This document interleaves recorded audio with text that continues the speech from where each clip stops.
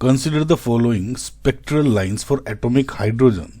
First line of Paschen series, second line of Balmer, third line of Paschen, fourth line of Brackett. The correct arrangement of the above lines in ascending order of energy is. इस question को solve करने के लिए सबसे पहले आपको Bohr's model का वो कंसेप्ट याद होना चाहिए जहां पे इलेक्ट्रॉन एक एनर्जी लेवल से दूसरे एनर्जी लेवल में जंप करता है। जब भी कोई इलेक्ट्रॉन किसी हायर शेल, लेट से वो N2 है, से किसी लोअर शेल, लेट से N1, इस पर गिरता है तो वो एनर्जी रिलीज करता है। इस एनर्जी को कैलकुलेट करने का जो फॉर्मूला है वो क्या होता है, ये। यहाँ सबसे इंपॉर्टेंट बात जो है आपको ध्यान रखने की वो ये है कि एनर्जी सीरीज पर डिपेंड करती है। मतलब जितना छोटा N1 होगा, मतलब इलेक्ट्रॉन जितना नीचे गिरेगा, एनर्जी उतनी ही ज़्यादा रिलीज होगी। और अगर आप इस जैसे लाइमन सीरीज क्या होता है, जब N1 1 पे गिरता है, बामर जब N1 2 पे होता है, जो लोअर दूसरे शेल पे गिर रहा है, ऐसे ही पाश्चन जब तीसरे पे गिर रहा होता है टॉप से, और चौथा कौन सा होता है, जब ऊपर वाले से चौथे उस पे गिर रहा होता है। करेक्ट। अब इसमें जो आपको एक चीज़ ध्यान रखने की है वो ये है, अगर आप गैप देखेंगे ना N1 N2 के बीच में और फिर N2 N3 के बीच में N3, ये जैसे जैसे शेल्स बढ़ रहे हैं ना, ये जो डिस्टेंस है ना, ये जो एनर्जी लेवल्स की एक तरह से गैप है वो घटता जा रहा है ऊपर से। तो इसका मतलब अगर लाइमन सीरीज है यानी N1 = 1 है तो एनर्जी सबसे ज़्यादा रिलीज होगी। उसके बाद बामर का नंबर आता है, फिर पाश्चन एंड देन ब्रैकेट। सो अब ये तो हो गया बेसिक्स। अब इन एक एक ऑप्शंस को देखते हैं, ठीक है। पहले देखते हैं first line of Paschen series. अगर आपको ध्यान हो, मैंने क्या कहा था, N1 = 3 है तो पाश्चन होता है। No first line of Paschen series का मतलब क्या होगा कि ये है N = 3 और कौन से शेल से गिर रहा है, जिसका नाम है first line of Paschen series. ना ये कौन सा शेल है, इसमें सबसे सिंपल जो तरीका है वो ये है बच्चों, जो ये N = 3 है ना पाश्चन के लिए लोअर वाला, उसमें जो ये भी लाइन है उसको ऐड कर दो तो क्या आ जाएगा 4। जो ये 4 ऐड हुआ वो N2 है बेसिकली। सो इसका मतलब क्या है, जो इसमें इलेक्ट्रॉन है वो N2 से जो N1 में गिर रहा है वो कौन सा है, N = 4 से थर्ड पे गिर रहा है। समझ में आया। सो मैं ये कह सकता हूँ ये 4 से थर्ड पे गिर रहा है। सेकेंड लाइन ऑफ बामर, यहाँ पे बामर 2 है, 2 और ऐड कर दोगे 4, यानी इसमें 4 से सेकेंड पे गिर रहा है। Third line of पाश्चन, again third line पे, यानी 3 + 3 6, तो इसमें 6 से 3 पे गिर रहा है। अगेन 4 लाइन ऑफ ब्रैकेट, यानी 4 + 4 8, तो 8 से किस पे गिर रहा है, 4 पे गिर रहा है। सो यानी अगर आप इसको इस पे ड्रॉ करते हो तो ये हो गया A, this is B, this is C and D। जैसे मैंने आपको बताया था जितना लोअर वाला होगा उसकी ज़्यादा एनर्जी होगी। इसमें लोएस्ट कौन सा दिख रहा है आपको, सेकंड वाला। करेक्ट। तो ये जो है, अब ज़्यादा दिमाग मत लगाओ कि एरो छोटा बड़ा, अब क्योंकि जैसा है ये कि सबसे लोअर वाला होगा उस पर देखो। अब ये सबसे लोअर लेवल कौन सा है, सबसे नीचे कौन सा गिर रहा है, बेसिकली 2 है। ये किसका है, B। तो मैं आँख बंद कर कह दूंगा कि B सबसे ज़्यादा एनर्जी वाला होगा। उसके बाद देखो, उसके बाद है ये A और C। लेकिन आप गौर से देखो गिरावट किस में सबसे ज़्यादा है, ये 4 से 3 पे, और ये 6 है ना, ये थोड़ा सा मिसप्रिंट हो गया, ये गिर रहा है 6 से 3 पे। करेक्ट। तो ऑब्वियसली ये और इसमें सेम लेवल पे गिर रहा है तो ये वाला होगा ना ज़्यादा एनर्जी, है ना। तो ऐसे कर रहा हूँ मैं, तो C, समझ रहे हो। ऑब्वियसली फिर A हो जाएगा, और बचा कौन सा, चौथा वाला, यानी D। सो BCAD। अब आप कहोगे कि ये भैया ये डायग्राम तो मुझे नहीं बनाना है, तो आपको बनाने की जरूरत भी नहीं है, तो मैंने समझाने के लिए किया है। सिंपल से आपको फंडा क्या करना है, देखो सबसे लोअर एनर्जी कौन सा गिर रहा है, 2 वाला, तो मैं कह दूंगा B। फिर उसके बाद 3 है, लेकिन ये 6 से गिर रहा है चौथे पे, ऑब्वियसली इसमें ज़्यादा डिफरेंस है तो C कर दूंगा, फिर A कर दूंगा, और फिर D हो जाएगा। दिमाग नहीं लगा तो समझाने के लिए किया।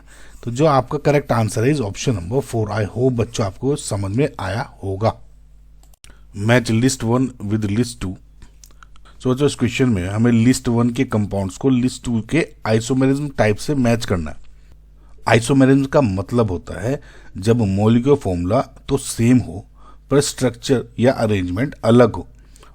जैसे इसमें दिख रहा है आपको, इस इमेज में देख सकते हो कि इंग्रेडिएंट्स तो सेम है लेकिन उससे आप डिफरेंट डिफरेंट शेप्स बना सकते हो। करेक्ट। तो चलिए एक एक करके इन पेयर्स को समझते हैं। ओके, सो सबसे पहला है 2 मिथाइल प्रोपीन और ब्यूट 1इन। ये हो गया 2 मिथाइल प्रोपीन और ये हो गया ब्यूट 1इन। इन दोनों का ही मॉलिक्यूलर फॉर्मूला C4H8 है। ब्यूट 1इन एक सीधी 4 कार्बन की चेन है, जबकि 2 मिथाइल प्रोपीन में 3 कार्बन की मेन चेन है और एक मिथाइल ग्रुप ब्रांच की तरह जुड़ा हुआ है। जब कार्बन स्केलेटन या पेरेंट चेन की लेंथ बदल जाए तो उसे हम चेन आइसोमेरिज्म बोलते हैं। तो इसका मतलब ए का हो गया 3, ये कट एंड ये cut. Second is cis but 2इन एंड ट्रांस ब्यूट 2इन। ये हो गया सिस ब्यूट 2इन और ये हो गया ट्रांस ब्यूट 2इन।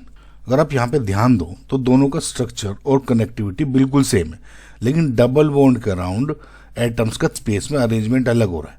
सिस में दोनों मिथाइल ग्रुप्स एक ही साइड होते हैं और ट्रांस में दोनों के दोनों अपोजिट साइड्स होते हैं। ऐसे आइसोमर्स जो स्पेस में अरेंजमेंट की वजह से अलग हैं उनको आप स्टीरियो आइसोमर्स बोलते हैं। और ये स्पेसिफिकली किस टाइप का आइसोमेरिज्म है? स्टीरियो आइसोमर्स में भी ज्योमेट्रिकल आइसोमेरिज्म। करेक्ट। तो यहाँ पे बी का आपका फर्स्ट दिख रहा है, ये भी दिख रहा है। सी इज 2 ब्यूटेनॉल और डाइइथाइल ईथर। इन दोनों का फॉर्मूला C4H10O है।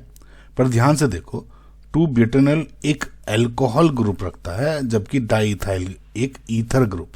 जब मॉलिक्यूलर फॉर्मूला सेम है पर फंक्शनल ग्रुप्स बदल जाए तो उस टाइप के आइसोमेरिज्म को आप फंक्शनल ग्रुप आइसोमेरिज्म बोलते हैं, फंक्शनल आइसोमेरिज्म सिंपली। ठीक है, तो यहां पर सी का आ गया 4। तो ये फर्स्ट ऑप्शन दिख रहा है, ये भी कैंसिल। डी भी देख लेते हैं। सो ब्यूट 1इन एंड ब्यूट 2इन, इन दोनों में ही 4 कार्बन की सीधी चेन है और दोनों ही एल्कीन्स हैं। फर्क सिर्फ इतना है कि पहले वाले में double bond position first number पर है और दूसरे वाले में जो डबल बॉन्ड है वो सेकंड पोजीशन पर है। जब फंक्शनल ग्रुप की पोजीशन चेंज हो जाए पर चेन एग्जैक्टली चेन जो है काउंट वगैरह सेम रहे तो उसको आप पोजीशन आइसोमर्स बोलते हो, यानी डी का 2। सो इसका मतलब जो आपका ऑप्शन नंबर 1 है is your correct answer. Consider the above sequence of reactions, the number of bromine atoms in the final product will be. देखो बच्चों, जो क्वेश्चन दिया हुआ है इसमें हमें नाइट्रोबेंजीन से स्टार्ट करके एक लंबी सीक्वेंस ऑफ रिएक्शंस फॉलो करनी है और बताना है कि फाइनल प्रोडक्ट पी में कितने ब्रोमीन एटम्स प्रेजेंट होंगे। ओके, सो सबसे पहला है जो आपकी नाइट्रोबेंजीन की रिएक्शन हो रही है Br2Fe इससे। नाइट्रोबेंजीन में जो ये NO2 ग्रुप है वो एक बहुत ही अच्छा स्ट्रॉन्ग डीएक्टिवेटिंग ग्रुप है और मेटा डायरेक्टिंग ग्रुप होता है। करेक्ट। यानी जो ये वाली पोजीशंस हैं, ये वाली, तो जब हम इसका ब्रोमिनेशन करेंगे, देखो ये जो कॉम्बिनेशन है इट्स नथिंग बट एक Br पॉजिटिव ग्रुप देता है। करेक्ट। कैसे? बिकॉज देखो ऐसा होता है Br और जो FeBr3 है ये आपका एक बहुत अच्छा लुईस एसिड है बिकॉज इसके पास एक एम्प्टी p ऑर्बिटल होता है। नाउ जैसे ही ये इसके पास जाएगा ना तो होता क्या है, ये जो इसका ग्रुप है पूरा का पूरा ये नेगेटिव, एक ऐसे मानो ये नेगेटिव चार्ज को अपनी तरफ खींच रहा है। तो होता क्या है, ये जो एक Br है टूट के इससे जुड़ जाएगा, पीछे तो Br पॉजिटिव छोड़ देगा और एक तरह से Br नेगेटिव जो है ना वो इससे बॉन्ड बना देगा। तो जब Br नेगेटिव जुड़ता है तो ओवरऑल इस पे नेगेटिव चार्ज आता है, यानी FeBr4 नेगेटिव, और साथ में जो मोस्ट इंपॉर्टेंट है ये Br पॉजिटिव जो कि ये है, यानी इलेक्ट्रोफिलिक एरोमेटिक सब्सटीट्यूशन रिएक्शन हो जाती है, इलेक्ट्रोफाइल ऐड हो जाएगा। अब क्योंकि NO2 ग्रुप मैंने जैसे आपको बताया बहुत अच्छा डीएक्टिवेटिंग ग्रुप है, इलेक्ट्रॉन विड्रॉइंग ग्रुप है, तो जो Br है वो इसमें से या इसमें से किसी भी पोजीशन पे जुड़ जाएगा। सो इसमें जो आपका प्रोडक्ट बनता है वो हो गया मेटा ब्रोमो नाइट्रोबेंजीन बन गया। अब इसमें देखो आगे सेकेंड और थर्ड में SnHCl के साथ हीट हो रही है और उसके बाद pH न्यूट्रलाइजेशन हो रहा है। देखो ये बहुत ही स्टैंडर्ड रिडक्शन रिएक्शन है, जहां पे जो ये आपका NO2 है it gets converted to NH2। So after इसका जो रिडक्शन हो रहा है NO2 का, ये हमारे पे ये प्रोडक्ट बन जाता है। Br तो अभी वैसा का वैसा ही है, लेकिन जो ये अभी तक NO2 था it gets converted to NH2, यानी मेटाब्रोमो एनिलीन हो गया। अभी ना यहाँ पे ध्यान देने वाली बात ये है कि अब रिंग पर NH2 ग्रुप है जो कि एक हाईली एक्टिवेटिंग है और ऑर्थो पैरा डायरेक्टिंग। यहाँ पर NO2 था हाईली, ये अच्छा इलेक्ट्रॉन विड्रॉइंग ग्रुप था, डीएक्टिवेटिंग था, राइट, मेटा डायरेक्टिंग था। ये इलेक्ट्रॉन डोनेटिंग ग्रुप है, बहुत अच्छा एक्टिवेट करता है रिंग को, और ऑर्थो एंड पैरा डायरेक्टिंग हो गया। अब इसके बाद इसकी रिएक्शन हो रही है विद Br2H2। ये one of the most important point है इस क्वेश्चन का, या बहुत सबसे ज्यादा बच्चे इसी पॉइंट में कंफ्यूज होते हैं। देखो Br2 इन H2O, या इसको सिंपली आप ब्रोमीन वाटर भी लिख देते तब भी वही रिएक्शन आनी थी। सो ब्रोमीन वाटर एनिलीन के साथ बहुत ही फास्ट रिएक्ट करता है, क्योंकि NH2 ग्रुप इतना ज्यादा एक्टिवेटिंग है, ये बची हुई सारी अवेलेबल ऑर्थो और पैरा पोजीशन पर ब्रोमीन लगा देता है। सो इसको ऐसे एज्यूम करो कि अगर मेरा जैसे ये एनिलीन है तो ये हो गया, तो अब जब मैं ब्रोमीन वाटर के साथ रिएक्शन करता हूं तो जितनी भी ये ऑर्थो पैरा पोजीशंस हैं वो इन सब पर Br जोड़ देता है। सो इसका मतलब जब ये रिएक्शन होगा हमारे 3 नए Br रिएक्शन में जुड़ जाएंगे, एक ये ऑर्थो पे और ये हो गया पैरा वाला।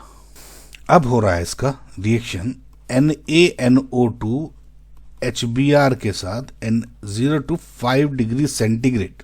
नो अगेन NaNA2 HBr या NaNA2 HCl कहीं आपको इस तरह का मिल जाता है तो ये रिएक्शन होती है आपकी डाईअज़ोटाइजेशन की। ना डाईअज़ोटाइजेशन में जो ये NH2 ग्रुप है it gets converted to diazonium salt, यानी ये Br तो जितने हैं यहाँ पे अभी तक जुड़े हुए ही रहेंगे, कुछ फर्क नहीं इस पे। लेकिन अब जो ये ग्रुप है NH2, ये किस में हो जाता है N triple bond N positive, इसमें, करेक्ट, जो कि एक बहुत अच्छा लिविंग ग्रुप होता है। आखिरी रिएक्शन हो रही है CuBr, मैं इसको यहाँ पे ऐसे छोटे से मैं लिख देता हूँ, CuBr NaBr के साथ रिएक्शन हो रही है। नाउ दिस इज बहुत इंपॉर्टेंट रिएक्शन होती है डाइजोनियम ग्रुप्स की, जिसको आप बोलते हो सेंडमेयर रिएक्शन। अब इसमें सिंपल जो Br है CuBr का, इसको रिप्लेस करके यहाँ Br जोड़ देगा। मतलब ये Br तो पहले ही था, ये भी Br हमने पहले ही था, ये भी Br अभी तक था, ये भी Br था, लेकिन जो ये N2 था एक तरह से इसको हटा के यहाँ पे भी आप अब Br जोड़ दो तो आपका ये फाइनल प्रोडक्ट बना। तो इसके हिसाब से जो आपका आंसर क्या होगा कि the number of bromine atoms in the final product कितने हो जाएंगे, 1 2 3 4 और एक ये 5। इसका मतलब आपका ऑप्शन नंबर 3 है is your correct answer. Aqueous HCl reacts with MnO2 to form MnCl2, chlorine and H2O. What is the weight in grams of Cl2 liberated when 8.7 gram of MnO2 is reacted with aqueous HCl solution, जो axis में है। देखो बच्चों, इसमें इस question में हमें बताया गया है कि aqueous HCl मैग्नीज डाइऑक्साइड यानी MnO2 के साथ रिएक्ट करके MnCl2 बना रहा है और क्लोरीन गैस और पानी निकल रहा है, राइट। और हमसे पूछा गया है कि अगर हम 8.7 ग्राम MnO2 लें और उससे एक्सेस HCl के साथ रिएक्ट करें, एक्सेस में है ये, तो आपका जो क्लोरीन गैस है वो कितनी निकलेगी। देखो सबसे पहले किसी भी स्टोक्योमेट्रिक प्रॉब्लम को सोल्व करने से का पहला जो रूल होता है वो है एक बैलेंस्ड केमिकल इक्वेशन लिखना।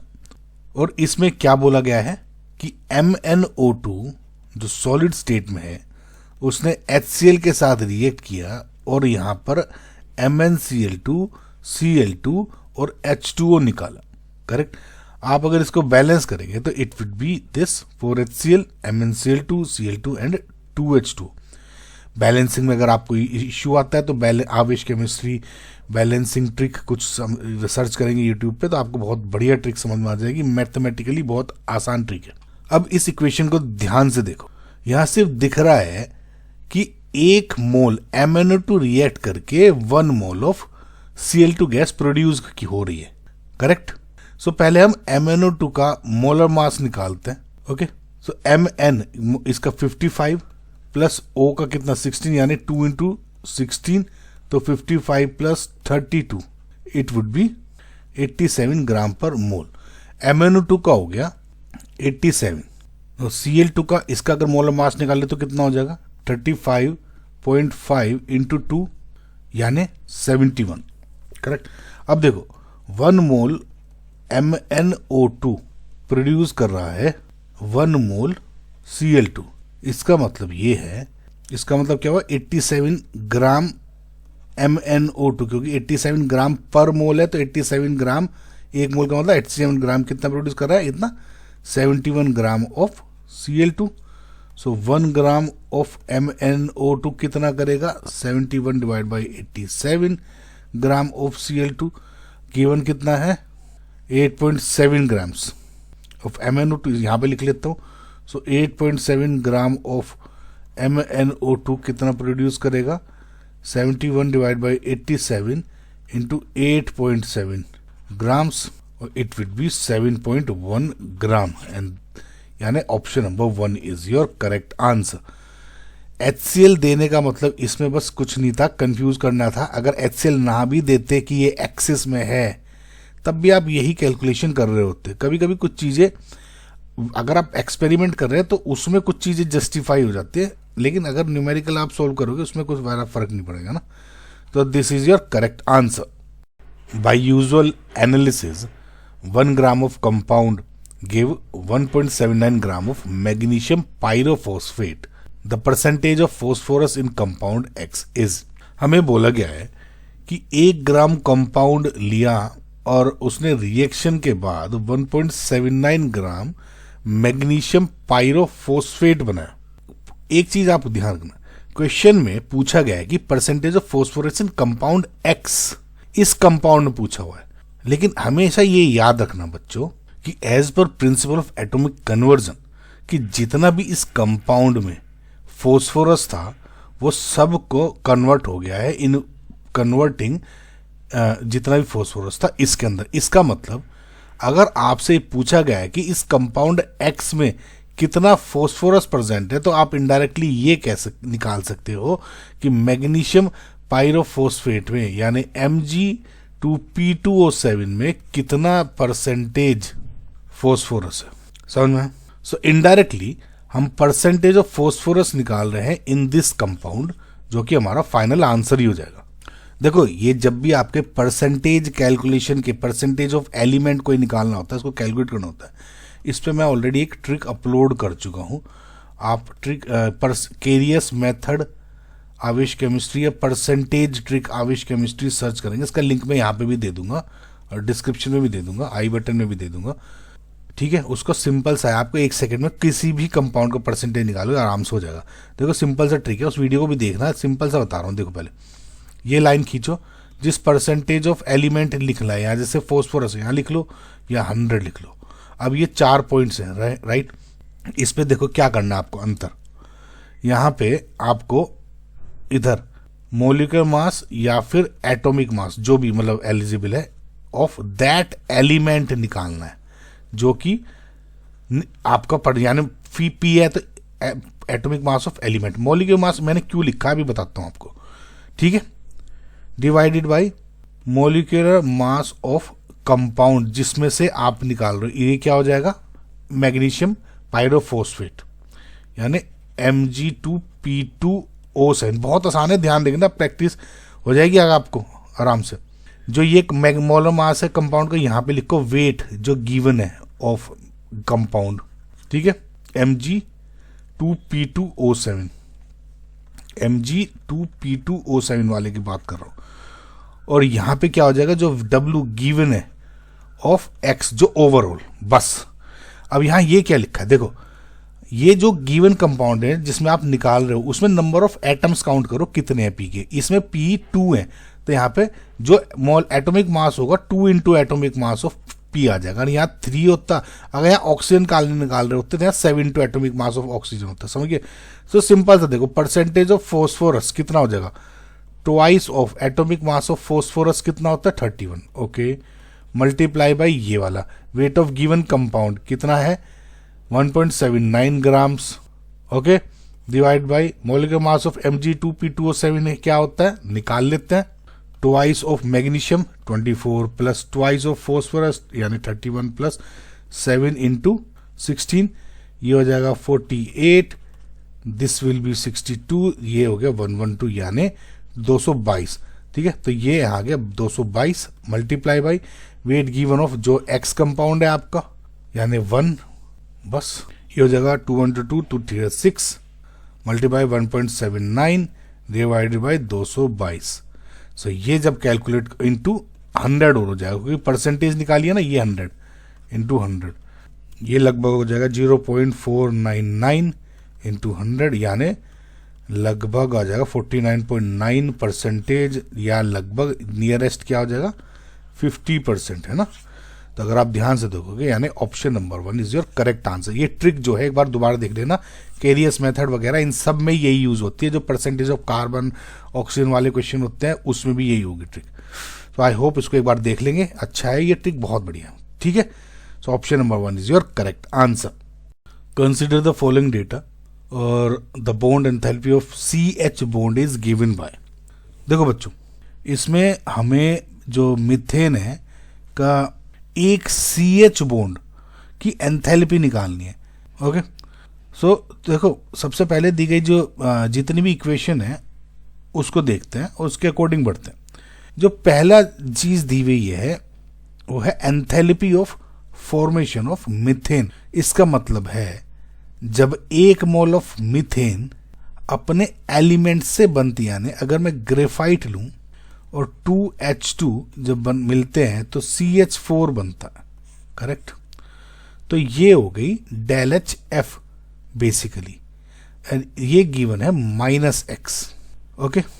दूसरी चीज जो दी गई है वो enthalpy of sublimation of graphite, मतलब सॉलिड ग्रेफाइट को गैस में अगर मैं बदलूं, ये क्या सॉलिड ग्रेफाइट को अगर मैं गैस में बदलता हूं तो जो एंथैल्पी है सब्लिमेशन ये होगी Y गिवन है, सब किलो जूल पर मोल में है, उसको ध्यान रखना। तीसरी जो इंफॉर्मेशन दी गई है यानी डिसोसिएशन एंथैल्पी ऑफ H2, इसका मतलब कि 1 मोल ऑफ हाइड्रोजन गैस को तोड़कर एटम्स में जो कन्वर्ट करना है, यानी 1 मोल ऑफ, ध्यान रखना 1 मोल ऑफ गैस यानी H2 गैस को इसके गैसियस एटम्स में जो मैं कन्वर्ट कर रहा हूं 2H, और ये क्या है, ये होगी Z गिवन है, करेक्ट। अच्छा एक चीज ध्यान रखना बेटा, जो ये enthalpy formation of methane gas है ना, तो ये गैसियस स्टेट में है ना, तो ये सॉलिड में है, ये गैस में। अब आपको CH बॉन्ड एंथैल्पी निकालनी है, तो इसके लिए हमें क्या करना होगा, मीथेन को जो तोड़कर उसके गैसियस एटम्स में डालना होगा, ओके। अब ध्यान रखो बच्चों, ये जो एनर्जी है ये किस चीज की है, क्योंकि कार्बन के पास जो मीथेन है उसके 4 बॉन्ड्स हैं, ये जो एंथैल्पी निकलेगी इस रिएक्शन की वो पूरे CH CH CH CH इनकी होगी। अगर मैं उसको 4 से डिवाइड कर दूंगा वो आपका क्या आ जाएगा, 1 CH बॉन्ड की एंथैल्पी आ जाएगी, समझ में आ गया। तो अब इसमें बस आपको हैश लॉ लगाना है, कुल मिला के इन रिएक्शन को इस तरह से एडजस्ट करना है ताकि ये रिएक्शन बन जाए। देखो पहली रिएक्शन अगर आप देखो CH4 गैस यहाँ लेफ्ट साइड में है, यहाँ राइट में, तो इसको रिवर्स कर देता हूँ, रिवर्स करके ये कुछ ऐसी आ गई, यानी ये हो गई X पॉजिटिव हो जाएगी इस बार। ये कार्बन सॉलिड लेफ्ट में, Cg राइट में, तो ये Cg राइट में ही है, तो इसको सेम रख दो क्योंकि Y। अब ये H2 गैस है, ये 2H है, तो ये यहाँ पे है।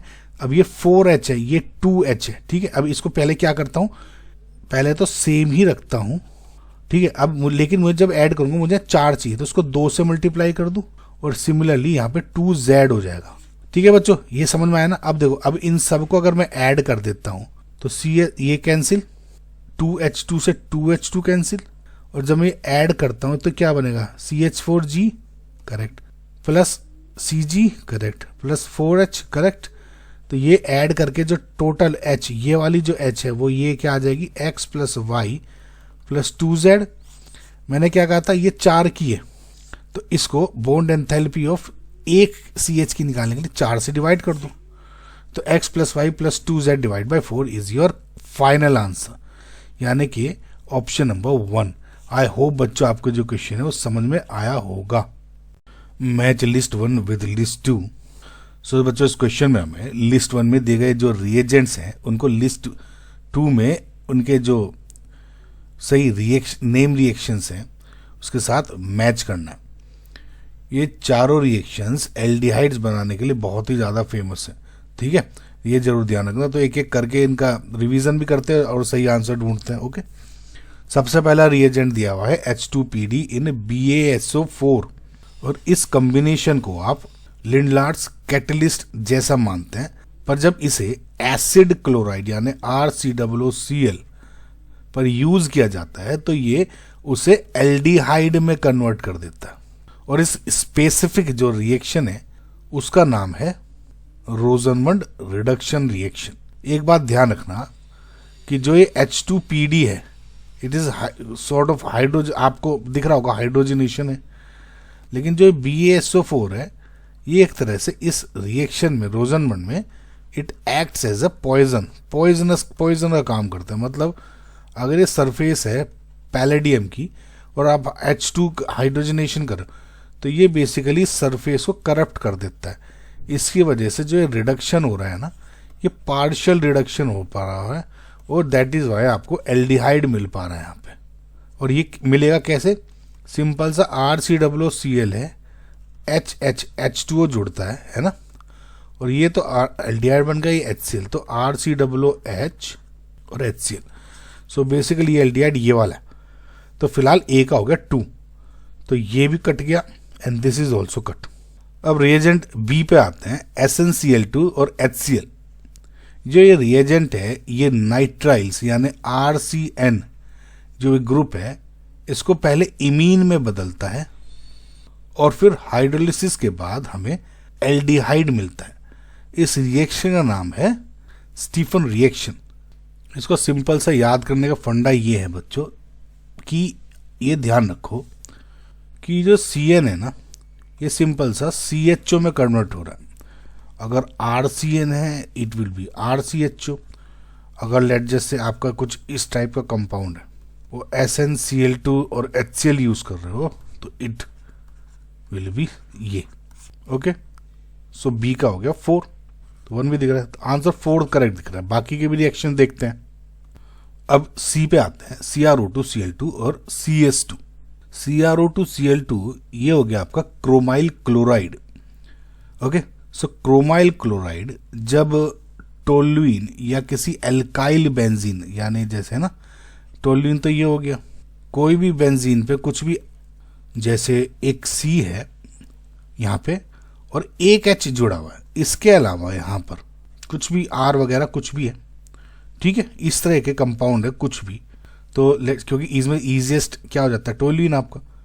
सो जब टोल्यूइन या फिर कोई भी एल्काइल बेंजीन क्रोमाइल क्लोराइड के साथ रिएक्शन करता है तो वो एक ब्राउन क्रोमियम कॉम्प्लेक्स बनाता है ऐसे, जो कि पानी डालने पर सीधा बेंजल्डिहाइड में कन्वर्ट हो जाता है। और इस रिएक्शन को क्या बोलते हो आप, इटार्ड रिएक्शन। ये रिएक्शन बहुत इंपॉर्टेंट रिएक्शन है बच्चों। स्पेसिफिकली जो एक क्रोमियम कॉम्प्लेक्स बना है इसको भी पूछ लिया जाता है, तो अब इसको मिस मत करना डायरेक्ट। ओके, सो फिलहाल इसमें क्या हो गया, C का 1 मैच कर रहा है। लास्ट इज D, जब बेंजीन को कार्बन मोनोऑक्साइड और HCl के साथ in the presence of AlCl3 heat किया जाता है तो बेंजीन रिंग पर फॉर्माइल ग्रुप यानी कि ये जो एल्डिहाइड ग्रुप है CHO ये जुड़ जाता है, और इसको आप क्या बना देते हो, बेंजल्डिहाइड। और इस जो पूरी रिएक्शन है इसको, इसका जो स्पेसिफिक नाम है इज गटरमन कोश रिएक्शन। सो डी का हो गया आपका 3। सो फिलहाल आई होप आपको समझ में आएगा। जो correct answer is option number 4। Decomposition of A is a first order reaction at T temperature and is given by this reaction. In a closed 1 liter vessel, 1 bar A is allowed to decompose at T. इसका pressure दिया हुआ है. After 100 minutes, the total pressure was 1.5 bar. What is the rate constant of the reaction? देखो बच्चों, simple सा chemical kinetics पे based है ये क्वेश्चन. इसमें हमें एक गैस रिएक्शन दी गई है और प्रेशर का डेटा यूज करके हमें रेट कांस्टेंट निकालना है. ये फर्स्ट ऑर्डर रिएक्शन है, इसका मतलब इसका जो कैलकुलेशन है हम स्टैंडर्ड अपना जो लॉग वाला फॉर्मूला है उसको यूज करके कर लेंगे. ओके, सो सबसे पहले रिएक्शन को देखो आप. ए ये भी गैस स्टेट में है, बी और सी डिकम्पोजिशन हो रहा है. Let just say at t equals to 0 हमारे पास सिर्फ गैस ए ही थी जिसका प्रेशर है 1 बार. ओके, तो इसका कुछ नहीं. सो जब रिएक्शन शुरू होती है और टाइम कुछ बीतेगा, आगे जाएगा, तो यानी at t equals to 100 minutes by the way, तो गैस ए है वो थोड़ी कम होगी जिसकी जगह बी और सी बनेंगे. मानो कि एक्स अमाउंट ऑफ प्रेशर इसमें से आपका कम हो गया, माइनस एक्स. ये एक्स कम हो गया तो ये एक्स और ये एक्स प्रेशर बढ़ गया इन सब का. तो 100 मिनट के बाद प्रेशर ऑफ यानी P A is 1 minus x, P B is x and P C is x. Simple सा फंडा है. अब हमें सवाल में दिया गया है कि 100 मिनट बाद जो टोटल प्रेशर है वो 1.5 बार है. तो यानी अगर हम तीनों को ऐड कर देते हैं यानी पी टोटल इक्वल्स टू क्या होगा, P A plus P B plus P C जो है वो है आपकी 1.5 बार. तो ये क्या हो गया, 1 minus x plus x plus x 1.5 यानी 1 प्लस एक्स इज 1.5 यानी एक्स क्या हो गया 0.5 बार. इसका मतलब ये हुआ कि 100 मिनट बाद जो गैस ए है उसका बचा हुआ प्रेशर क्या हो गया 1 माइनस 0.5 यानी 0.5 बार. जो शुरुआत में यानी पी नोट क्या था 1 यानी पी नोट 1 था और अब पी टी हो गया 0.5 बार. ये समझ में आ गया बच्चों आपको. सो अगर हमें रेट कांस्टेंट निकालना है तो for a first rate order rate constant K equals to 2.303 upon T log P naught upon P T. अब ये रिएक्टेंट वाला ही होता है तो इसलिए मैंने इसको पी नॉट और इसको पी टी मान लिया. समझ में, कंफ्यूजन नहीं होना चाहिए कुछ भी. वैल्यूज पुट करते हैं 2.303, टी क्या था 100, मिनट में ही देख रहे हैं हम अभी, और into log of P not is 1 divided by P T is 0.5. ये सारी कैलकुलेशन हटा देता हूँ इधर ताकि थोड़ा नीट एंड क्लीन हो. इसको देख लो पहले. लॉग ऑफ 1 अपॉन 0.5 यानी ये 5 टू 10, ये इसका मतलब ये हो गया log 2. log 2 की वैल्यू दी हुई है 0.3.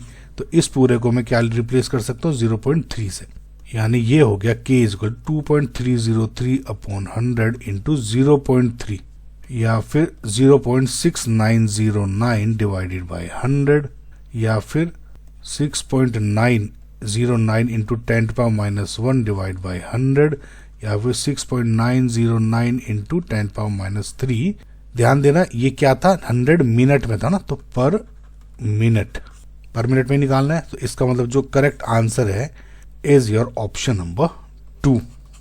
The correct order of reactivity of the following benzyl halides towards reaction with KCN is. देखो ये जो क्वेश्चन है ना मोस्टली न्यूक्लियोफिलिक सब्स्टिट्यूशन रिएक्शन पर बेस्ड है.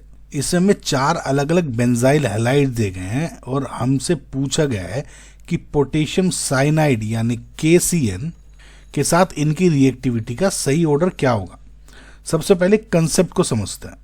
जब हम बेंजाइल हैलाइड्स जैसे कि बेंजाइल ब्रोमाइड हो गया कि रिएक्शन KCN के साथ करते हैं ना, तो यहाँ जो KCN है इसका जो CN नेगेटिव है न्यूक्लियोफाइल कार्बन पर अटैक करता है और Br लीव कर देता है. इस रिएक्शन की स्पीड इस बात पर डिपेंड करती है कि रिंग से जुड़े हुए जो ग्रुप्स हैं ये दूसरे वगैरह ये है, जैसे ये कार्बन पर पॉजिटिव चार्ज बढ़ा रहे हैं या घटा रहे हैं, समझ लो डीएक्टिवेट कर रहे हैं या एक्टिवेट कर रहे हैं. एक बार और चीज ध्यान रखना कि बेंजाइल हैलाइड्स जनरली SN1 या SN2 मैकेनिज्म फॉलो करते हैं. बेंजाइल पोजीशन पर SN1 रिएक्शन इसलिए तेज होती है क्योंकि वो कार्बोकेटायन बनाता है. ध्यान देखना, देखो बहुत बार बच्चों को कंफ्यूजन ये हो सकता है कि मैं इसमें SN1 फॉलो करूं या SN2। देखो दोनों फॉलो हो सकती है, लेकिन इसमें मोर जो प्रेफरेबल होती है वो SN1 होती है। वो क्यों होती है? देखो सबसे पहले तो जो SN2 है उसमें जो न्यूक्लियोफाइल अटैक करते हैं, जैसे इसमें ये है, इसमें ये फ्रॉम बैक अटैक करेगा, और क्योंकि ये ग्रुप बल्की ग्रुप होते हैं तो SN2 थोड़ा सा, क्योंकि ये इसमें बल्कीनेस की वजह से डिस्ट्रैक्ट हो जाती है। लेकिन जब आप SN1 रिएक्शन फॉलो करते हो ना, तो SN1 में क्या होगा, सबसे पहले ये कार्बोकैटायन बनेगा, right. Now because of this complete benzene ring और रेजोनेंस स्टेबलाइजेशन की वजह से जो ये positive charge is very stable here, okay. और इस स्टेबिलिटी को बढ़ाने वाले ग्रुप्स या तो ये रिएक्शन को तेज करेंगे या इंक्रीज करेंगे। अल्टीमेटली आपको ये देखना है कि ये पॉजिटिव चार्ज जो बन रहा है, यानी देखो मैं फिर से ग्रुप में बता देता हूं कि अल्टीमेटली आपको क्या करना है कि जितने भी ग्रुप्स हैं, ये अब मेरे ये समझ में आ गया कि यहाँ कार्बोकैटायन बना है, ये पॉजिटिव चार्ज निकाल दिया। अब ये जो भी ग्रुप ये जुड़ रहे हैं, अगर ये पॉजिटिव चार्ज को और स्टेबल कर रहे हैं तो रिएक्शन और फास्ट होगी, और अगर उसको थोड़ा कम स्टेबल करें तो रिएक्शन थोड़ा स्लो हो जाएगी। खैर अब इसको देखो, जो यहाँ पे OH है ये लोन पेयर है इसका, इसको हर एक ग्रुप को देखते हैं। देखो पहली बात तो ये डायरेक्ट जुड़ा है इस रिंग से, ये भी पैरा पोजीशन पे है, ये इसके ये भी है, लेकिन ये मेटा पे है। देखना बच्चों ध्यान से, ये मेटा पोजीशन पे है। अब ये OH है, ये लोन पेयर की वजह से +M शो करता है, ऑक्सीजन के इलेक्ट्रॉन विड्रॉइंग ग्रुप की वजह से -I शो करता है, लेकिन +M -I से इस केस में ज्यादा होता है। सेम केस है इसका भी, लेकिन इसमें क्या होता है -M प्रिफरेबल होता है देन -I, ऑब्वियसली खींच ही रहा है। अब इसके केस में देखो ये भी -M वाला -I, लेकिन ये मेटा डायरेक्ट पोजीशन पे हो गया। अब देखो एक चीज देखना बच्चों, इलेक्ट्रॉन डोनेटिंग ग्रुप ये हैं और ये हैं, तो इसका मतलब ये किसी तरह से पॉजिटिव चार्ज को डीएक्टिवेट कर रहे होंगे, राइट। ये माइनस कर रहे हैं, अभी इसको सबसे एंड में रखते हैं। इन दोनों में कौन सा होगा? Oxygen is more electronegative than nitrogen, तो थोड़ा इलेक्ट्रॉन को है ना, आप ऐसे याद करो कि ये थोड़ा ज्यादा कंजूस है, इलेक्ट्रॉन्स को ज्यादा अपनी तरफ रखना चाह रहा है। तो लोन पेयर, आप ये सोचो कि लोन पेयर एक तरह से कंजूस है तो कम देना चाहेगा, ये कम इलेक्ट्रोनेगेटिव तो ये जल्दी से डोनेट कर देगा, समझ रहे हो? बस ये अंतर समझ करो। तो इसलिए इसकी वजह से ये अच्छा बेटर न्यूक्लियो डोनेटिंग ग्रुप है, तो मैं बी को पहले रखूंगा और इसको ए को पहले रख दूंगा, समझ में आया? अब इसमें और इसमें देखो ये बहुत अच्छा लेवल, ये भी NO2 ये भी NO2, लेकिन ये डायरेक्ट इस पोजीशन पे जुड़ा हुआ है, बल्कि ये उस पे ये है मेटा पोजीशन पे, ये तो इसको डायरेक्ट अफेक्ट कर रहा है, लेकिन ये जो ग्रुप है इसको अफेक्ट नहीं कर रहा, बस रिंग में से थोड़ा बहुत जूस निकाल रहा होगा, थोड़ा बहुत जो भी है। तो इसका मतलब मैं यहाँ पे डी रखूंगा और सबसे एंड में सी रखूंगा, जो कि इसके पॉजिटिव चार्ज को और बढ़ा रहा है, यानी BADC। इसका मतलब जो ऑप्शन नंबर 2 है is your correct answer. Given below are two statements. Statement 1 दिया गया है कि the correct order in terms of atomic या ionic radii is this. तो statement 2 है the correct order in terms of the magnitude of electron gain enthalpy is this. Okay बच्चों, सो एक एक स्टेटमेंट करके देखते हैं। स्टेटमेंट 1 में एक जो रेडियाई का ऑर्डर दिया गया है, जिसमें कहा गया है कि aluminium then Mg2+ then Al3+ है। इसको चेक करने के लिए पहले एटम्स को देखो।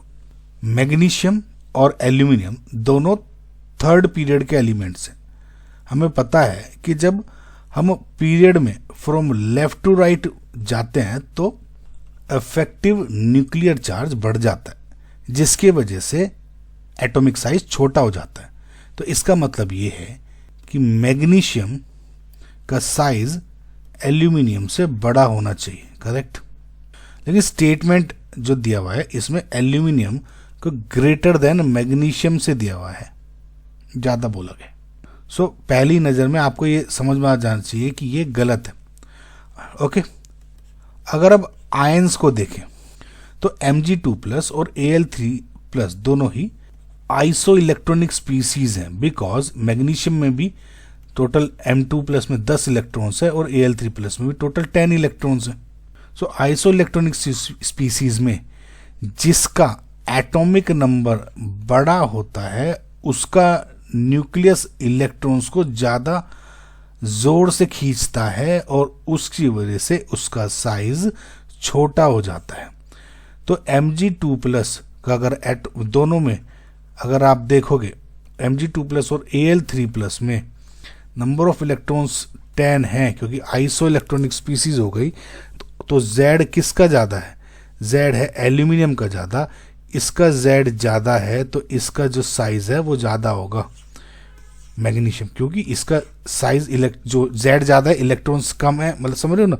इसको सोचो कि 10 लोग 12 लोग खींच रहे हैं, इस इलेक्ट्रॉन्स को 13 लोग खींच रहे हैं, ज़्यादा अच्छी तरह से खींचेंगे अंदर की साइड, तो Mg2+ का जो साइज है इससे बड़ा होगा।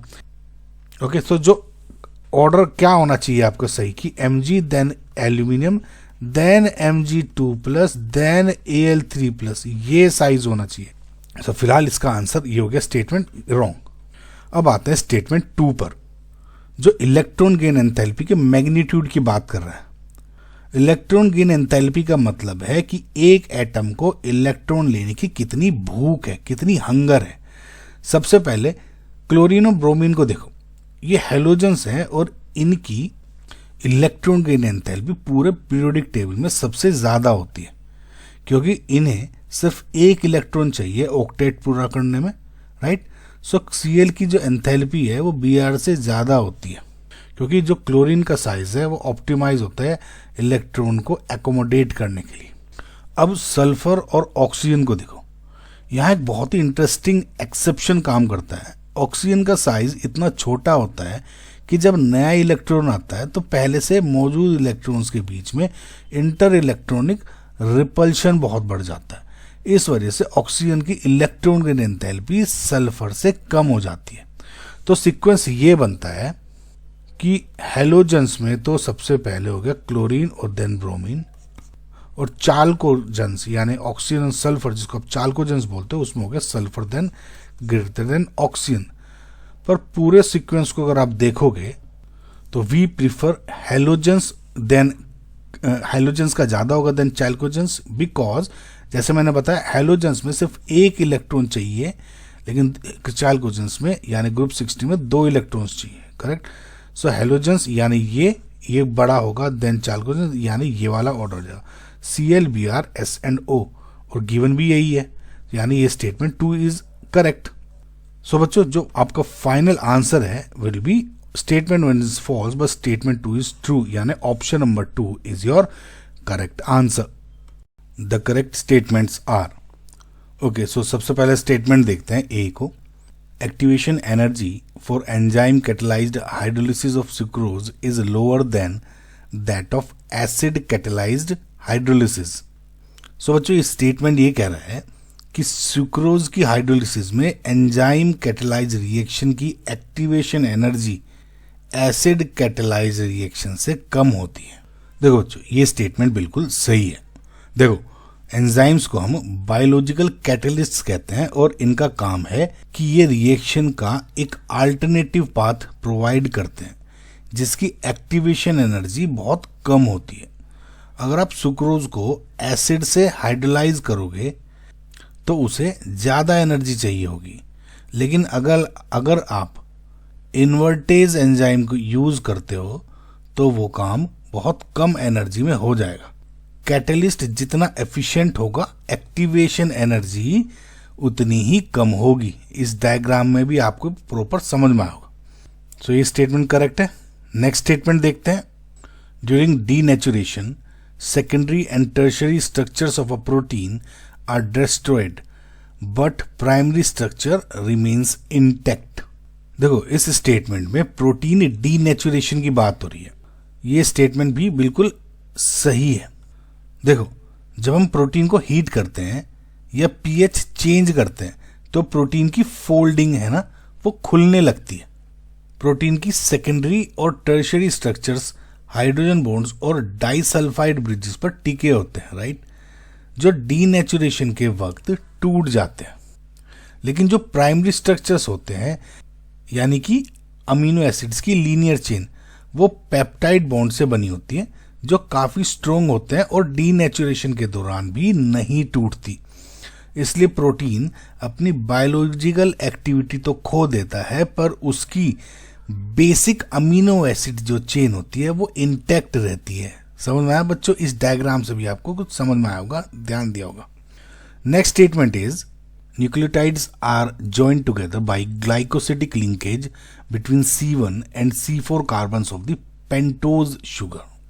इसमें ये लिखा है कि जो न्यूक्लियोटाइड्स C1 और C4 के बीच ग्लाइकोसिडिक लिंकेज से जुड़ा हुआ है। देखो ये जो स्टेटमेंट है वो एकदम इनकरेक्ट स्टेटमेंट है। देखो इस स्टेटमेंट में दो बड़े एरर्स हैं। पहली बात तो कि न्यूक्लियोटाइड्स एक दूसरे से फोस्फोडाइएस्टर लिंकेज से जुड़ा होता है, ग्लाइकोसिडिक जो लिखा है इस लिंकेज से नहीं जुड़ा होता। पहली बात तो ग्लाइकोसिडिक जो लिंकेज है वो शुगर और नाइट्रोजनस बेस के बीच में होती है, ठीक है, ध्यान देना, इसमें नहीं। और जो दूसरी बात है कि जो गलत दी हुई है वो ये है कि जो ये लिंकेज है, इनफैक्ट जो ये ग्लाइकोसिडिक तो बोला था ये तो गलत है ही। इनफैक्ट अगर यहाँ पे फोस्फोडाइएस्टर लिंकेज भी लिखी होती तो ये C3 और C5 कार्बन्स के बीच में होती है, यानी 3,5 फोस्फोडाइएस्टर लिंकेज या 3,5 फोस्फोडाइएस्टर बॉन्ड भी बोल देते हैं, ठीक है। 3 और 5 की C3 या C5, C1 और C4 नहीं होता बल्कि। तो ये स्टेटमेंट क्या है, एकदम इनकरेक्ट है। सो लास्ट स्टेटमेंट ये बोला दिया हुआ है, quaternary structure of proteins represents overall folding of the polypeptide chain. देखो इसमें लिखा है कि quaternary structure overall folding represent करता है। ये भी स्टेटमेंट कैसा है, इनकरेक्ट है। वो क्यों, देखो प्रोटीन की ओवरऑल फोल्डिंग को हम टर्शरी स्ट्रक्चर कहते हैं। क्वाटर्नरी स्ट्रक्चर तब पिक्चर में आता है जब दो या दो से ज्यादा पॉलीपेप्टाइड चेन्स या फिर सब यूनिट्स आपस में एक कॉम्प्लेक्स बनाती हैं।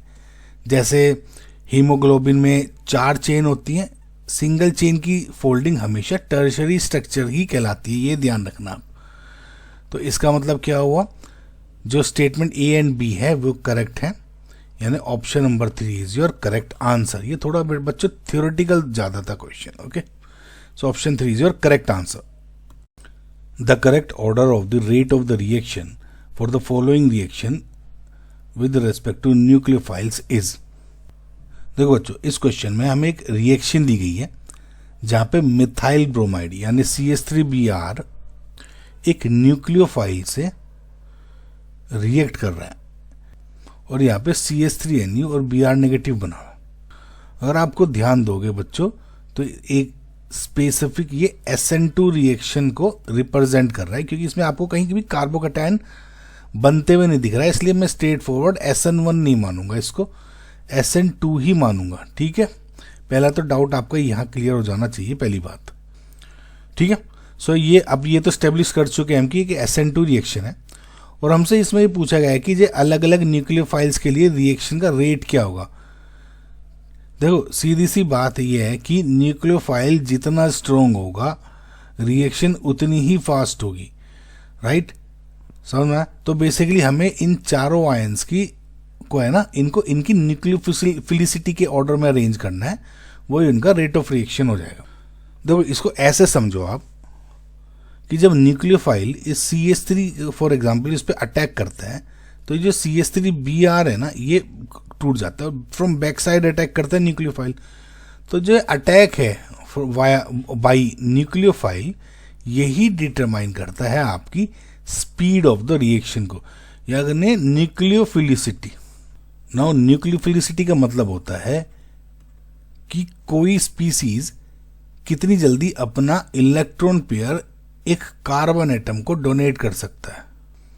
ऐसे इसे समझने का एक आसान तरीका ये है कि इस न्यूक्लियोफिलिसिटी को आप बेसिसिटी से रिलेट करो।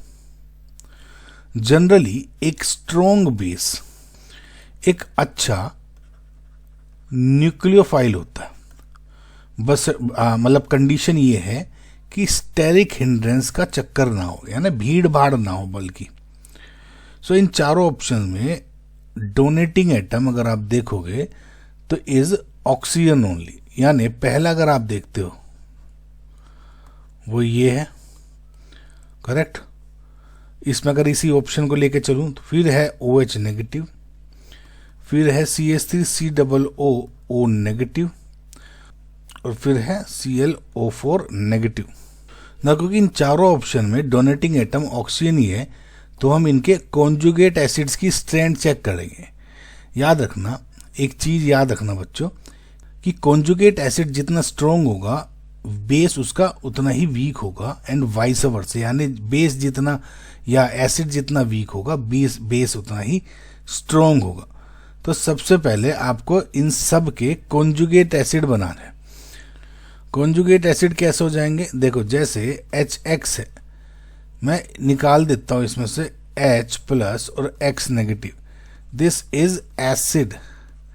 तो जब डोनेट करा H आयन तो ये क्या हो गया, इसका कॉन्जुगेट बेस, या फिर वाइस वर्सा, ये बेस है तो इसका कॉन्जुगेट एसिड जब H ऐड कर दो। तो अगर मैं देखो, यानी मैं इससे क्या हुआ कि अगर आप एसिडिटी का ऑर्डर बता रहे हो, अगर वो जो भी ऑर्डर होगा बेसिसिटी का ऑर्डर उसका एकदम रिवर्स हो जाएगा। ठीक है, समझ में आया बच्चों? तो एक काम करते हैं, इसका जो ऑर्डर बनेगा H जोड़ के, ये HOH यानी H2, ये H and HClO4, negative charge भूल जाओ अब, है ना, ये बन गए। इसका जो ऑर्डर होगा वो इनका रिवर्स ऑर्डर कर देंगे तो बेसिसिटी का हो जाएगा। देखो अब बात करो, ये क्या है, फिनोल। फिनोल क्या है, एक एल्कोहल है। सो फिनोल, ध्यान रखना हमेशा, is more acidic then water. क्यों? क्योंकि जब ये H निकालते हैं, जो नेगेटिव चार्ज बना है वो ज़्यादा इजीली स्टेबलाइज हो जाता है, अनलाइक वाटर, राइट। तो नेगेटिव चार्ज जो ये है H, सो एसिड, अच्छा एसिड कौन सा होता है, जो इजीली प्रोटॉन डोनेट कर सके। तो ये इजीली प्रोटॉन डोनेट कर दे क्योंकि नेगेटिव चार्ज ज़्यादा स्टेबलाइज्ड है। समझ में आया? तो ये मुझे समझ में आ गया, phenol is more acidic then water. अब इसकी बात करें भाई, ये तो फिनोल तो अल्कोहल होता है, लेकिन एसिटिक एसिड क्या है? एसिटिक एसिड है जो कि फिनोल से ज़्यादा एसिडिक है। यहाँ पे जो नेगेटिव चार्ज बनता है ना H निकाल के, वो दो इलेक्ट्रोनेगेटिव ऑक्सीजन है ना, उनके बीच में रेजोनेंस। यानी अभी ये सोचो, इसको मैं अगर प्रोटॉन निकाल रहा हूँ जो O नेगेटिव कार्बन पे स्टेबलाइज हो रहा है, लेकिन इस पे जब मैं निकालता हूँ तो CH3COO नेगेटिव, वो दो इलेक्ट्रोनेगेटिव ऑक्सीजन पे स्टेबलाइज हो रहा है। तो जब चार्ज दो ऑक्सीजन के बीच में बराबर बढ़ जाता है तो उसकी कार्बन पर अटैक करने की टेंडेंसी और भी कम हो जाती है। ठीक है, इसलिए जो है ना, ये H अगर मैं देखूं तो इज मोर एसिडिक, बिकॉज ये है ना, ये नेगेटिव चार्ज ज्यादा स्टेबलाइज्ड है O नेगेटिव है। तो यानी ये यहां पे आ जाएगा CH3COOH। ये एसिडिटी का ऑर्डर बता रहा है। अब लास्ट ऑप्शन देखो, इसको क्या बोलते हो, ClO4 नेगेटिव को क्या बोलते हो आप, पर क्लोरेट आयन, या फिर HClO4 को बोलते हो पर क्लोरिक एसिड। देखो, पर क्लोरिक एसिड केमिस्ट्री के स्ट्रोंगेस्ट एसिड्स में से एक होता है, राइट। ये ध्यान रखना। इसका मतलब ये है, जो ClO4 नेगेटिव है वो एक्सट्रीमली वीक बेस है। वो इसलिए है, देखो ClO4 नेगेटिव का जो स्ट्रक्चर है वो कुछ इस तरह का होता है। देखो जैसा इसमें था कि ऑक्सीजन जो है नेगेटिव चार्ज है, दो ऑक्सीजन पे स्टेबलाइज हो रहा था, इसमें जो नेगेटिव चार्ज है वो चार नेगेटिव चार्ज है वो चार ऑक्सीजन एटम पे रेजोनेंस की तरह स्प्रेड हो रहा है, और ऑक्सीजन मोर इलेक्ट्रोनेगेटिव होते हैं। ठीक है, इसकी वजह से क्या होता है, ये in fact almost non nucleophilic anion ही माना जाता है, यानी ये है ना, और इसकी वजह से HClO4 स्ट्रोंगेस्ट एसिड होता है। तो ये हो गया एसिडिटी का ऑर्डर, बेसिसिटी का ऑर्डर उल्टा हो जाएगा। देखो जो मैंने जिस तरह से आप समझाया ना, आपको किसी तरह से भी आप समझ के कर लो, अल्टीमेटली वही वाली बात हो जाएगी। ऑर्डर बेसिसिटी का ये हो जाएगा या न्यूक्लियोफिलिसिटी का, यानी सबसे कम ClO4 नेगेटिव, फिर ये H2O। ठीक है, तो ऑप्शन नंबर 4 है जो आपका वो करेक्ट आंसर। आई होप बच्चों आपको समझा पाया होगा मैं। Given below are two statements. Statement 1 है, crystal field stabilisation energy CFSE of this is greater than that of this ion. देखो इस स्टेटमेंट में हमें कंपैरिजन करना है बेसिकली इन दोनों की CFSE का। ओके, सो पहले क्या करते हैं, इनकी ऑक्सीजन स्टेट्स और इनके कन्फिग्रेशन निकालते हैं। पहले अगर देखते हो आप CrH2O6 2+, इसमें जो सेंट्रल मेटल एटम हो गया इज क्रोमियम। ना जो क्रोमियम है इसका एटॉमिक नंबर होता है 24 और इसका ऑक्सीजन स्टेट इज 2+, क्योंकि H2O 0 होता है, Cr2+ हो गया। और उसका इलेक्ट्रॉनिक कन्फिग्रेशन क्या हो जाएगा, देखो 4 5 6 -2, ठीक है। ये इसको 4 डिजिट करो, ये चार्ज को माइनस करो 2 यानी 4, तो इलेक्ट्रॉनिक कन्फिग्रेशन हो जाएगा 3d4। ये 3D सीरीज के लिए ट्रिक यूज होते हैं, ध्यान रखना। अब दूसरे इसमें अगर आप देखते हो, इसमें क्या हो जाएगा, अगेन H2O 0 तो Mn हो गया 2+ में, ठीक है। मैग्नीज का एटॉमिक नंबर इज 25, तो इलेक्ट्रॉनिक कन्फिग्रेशन हो जाएगा 5 2 7 -2 5 यानी 3d5 इसका इलेक्ट्रॉनिक कन्फिग्रेशन हो गया। अब एक चीज देखो, जो H2 है वो एक वीक फील्ड लीगेंड है, इसका मतलब इलेक्ट्रॉन्स पेयर नहीं करेंगे और हाई कॉम्प्लेक्स बनेगा। यानी अगर इसके केस में आप देखोगे 4 को तो 1 2 3 4, और इसके केस में क्या बनेगा, Mn के केस में 1 2 3 4 5, correct. No crystal field stabilisation energy कैसे निकालोगे आप, पहले के केस में तो हो जाएगा CFSC इक्वल्स टू, देखो ये T2G होता है, EG होता है, राइट, T2G EG। तो CFSC क्या हो जाएगा, नंबर ऑफ इलेक्ट्रॉन्स कितने हैं इसमें 3 multiplied by -0.4 del nought, plus इसमें कितने इलेक्ट्रॉन है 1 मल्टीप्लाइड बाय +0.6 डेल नॉट, तो ये हो जाएगा -1.2 प्लस 0.6 डेल नॉट, यानी ये हो जाएगा -0.6 डेल नॉट, ठीक है।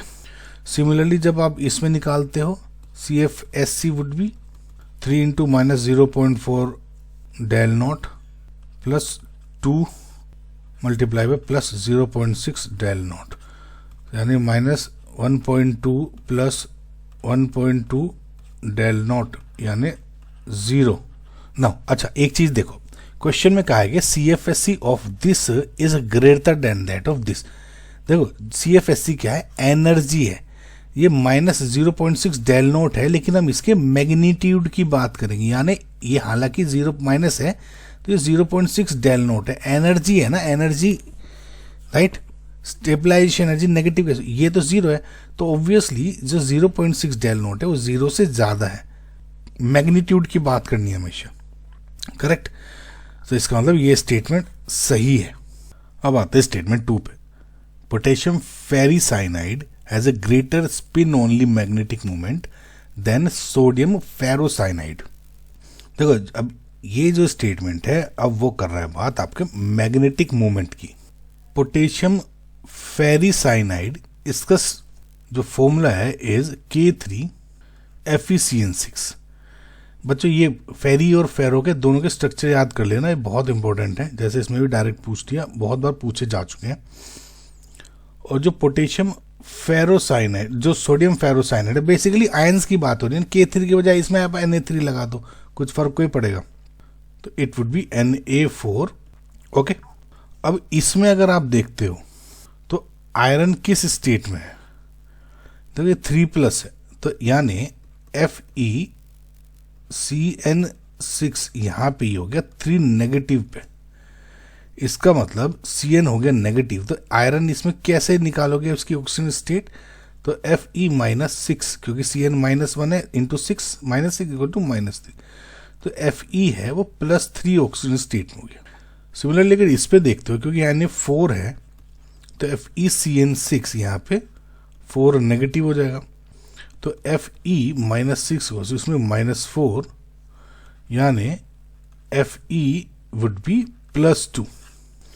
Now atomic number of iron is 26, तो इलेक्ट्रॉनिक कन्फिग्रेशन निकलोगे, मैंने बताया आपको 3D सीरीज के जितने भी एलिमेंट हैं, तो 6 + 2 8 माइनस इसको चार्ज को 3 को कर दो यानी 5, तो इसका स्ट्रक्चर क्या हो जाएगा 3d5। सिमिलरली इसमें क्या हो जाएगा, एटॉमिक नंबर 26 है आयरन का, तो 6 + 2 8 -2 6 यानी 3d6 हो जाएगा इसका इलेक्ट्रॉनिक कन्फिग्रेशन। मैग्नेटिक मोमेंट कैसे निकालोगे? देखो पहले इसमें नंबर ऑफ अनपेयर्ड इलेक्ट्रॉन्स निकालने हैं। ध्यान देना जो Cn है, Cn नेगेटिव दोनों में जो ये है वो स्ट्रॉन्ग फील्ड लिगेंड होता है, करेक्ट। तो जब इसके इन दोनों के इलेक्ट्रॉन्स आप देखते हो स्ट्रॉन्ग फील्ड लिगेंड में, इसमें होगी पेयरिंग, तो ये 5 यानी 1 2 3 4 एंड 5। अनपेयर्ड कितना हो गया? 1। इसमें देखते हो 6, तो 6 को कैसे करोगे? 1 2 3 4 5 6। नंबर ऑफ अनपेयर्ड इलेक्ट्रॉन्स कितने होंगे? 0। तो जब आप म्यू निकालते हो मैग्नेटिक मोमेंट, उसका फॉर्मूला होता है mu equals to n into n plus 2 square root. अब n की वैल्यू देखो, इसमें एक मैं आपको शॉर्टकट बताता हूँ, जैसे ही आपको फॉर्मूला कैलकुलेट करने की भी जरूरत नहीं, अभी 1 सेकंड रुकना बस। तो 1 into 1 plus 2 square root of 3 यानी 1.73। अब इसमें 0 अनपेयर्ड है तो म्यू क्या हो जाएगा इसमें? 0। तो ऑब्वियसली इसका mu of ferri is greater than mu of ferro, इसमें भी यही बोल रखा था, तो ये भी स्टेटमेंट सही है। देखो ट्रिक ये है, जब भी नंबर ऑफ अनपेयर्ड इलेक्ट्रॉन देख लो, जो भी नंबर ऑफ अनपेयर्ड इलेक्ट्रॉन है सपोज x, तो जो आपका मैग्नेटिक मूवमेंट होगा वो x पॉइंट समथिंग ही होगा।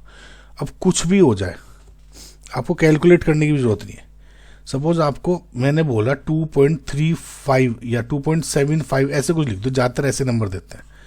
वो ये म्यू है, मैग्नेटिक मोमेंट बताओ, तो आप 2 वो नंबर ऑफ अनपेयर्ड तो 2 मान लो, यानी समझ में आया? अगर नंबर ऑफ अनपेयर्ड x है तो x पॉइंट समथिंग ही इसका मैग्नेटिक मूवमेंट होगा एंड वाइस वर्सा।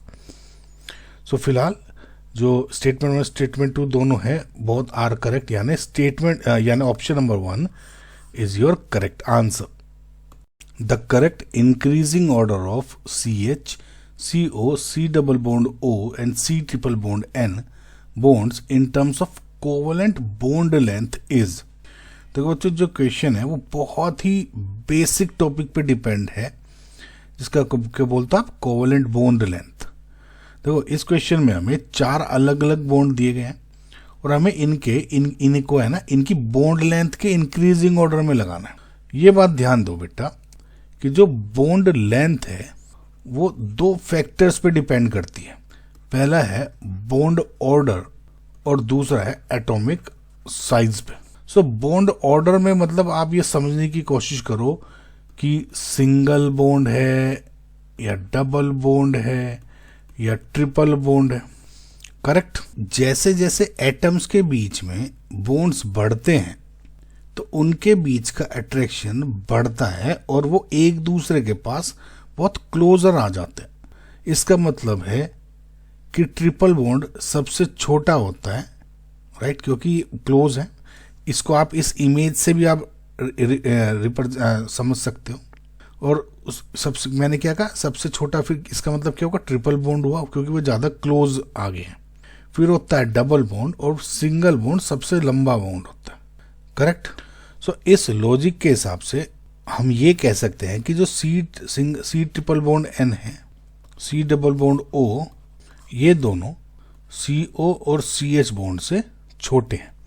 तो D is less than C, ये तो स्टेबलिश्ड हो गया, यानी ये ग्रेटर बोल रहा है तो ये तो नहीं है, समझ में आया।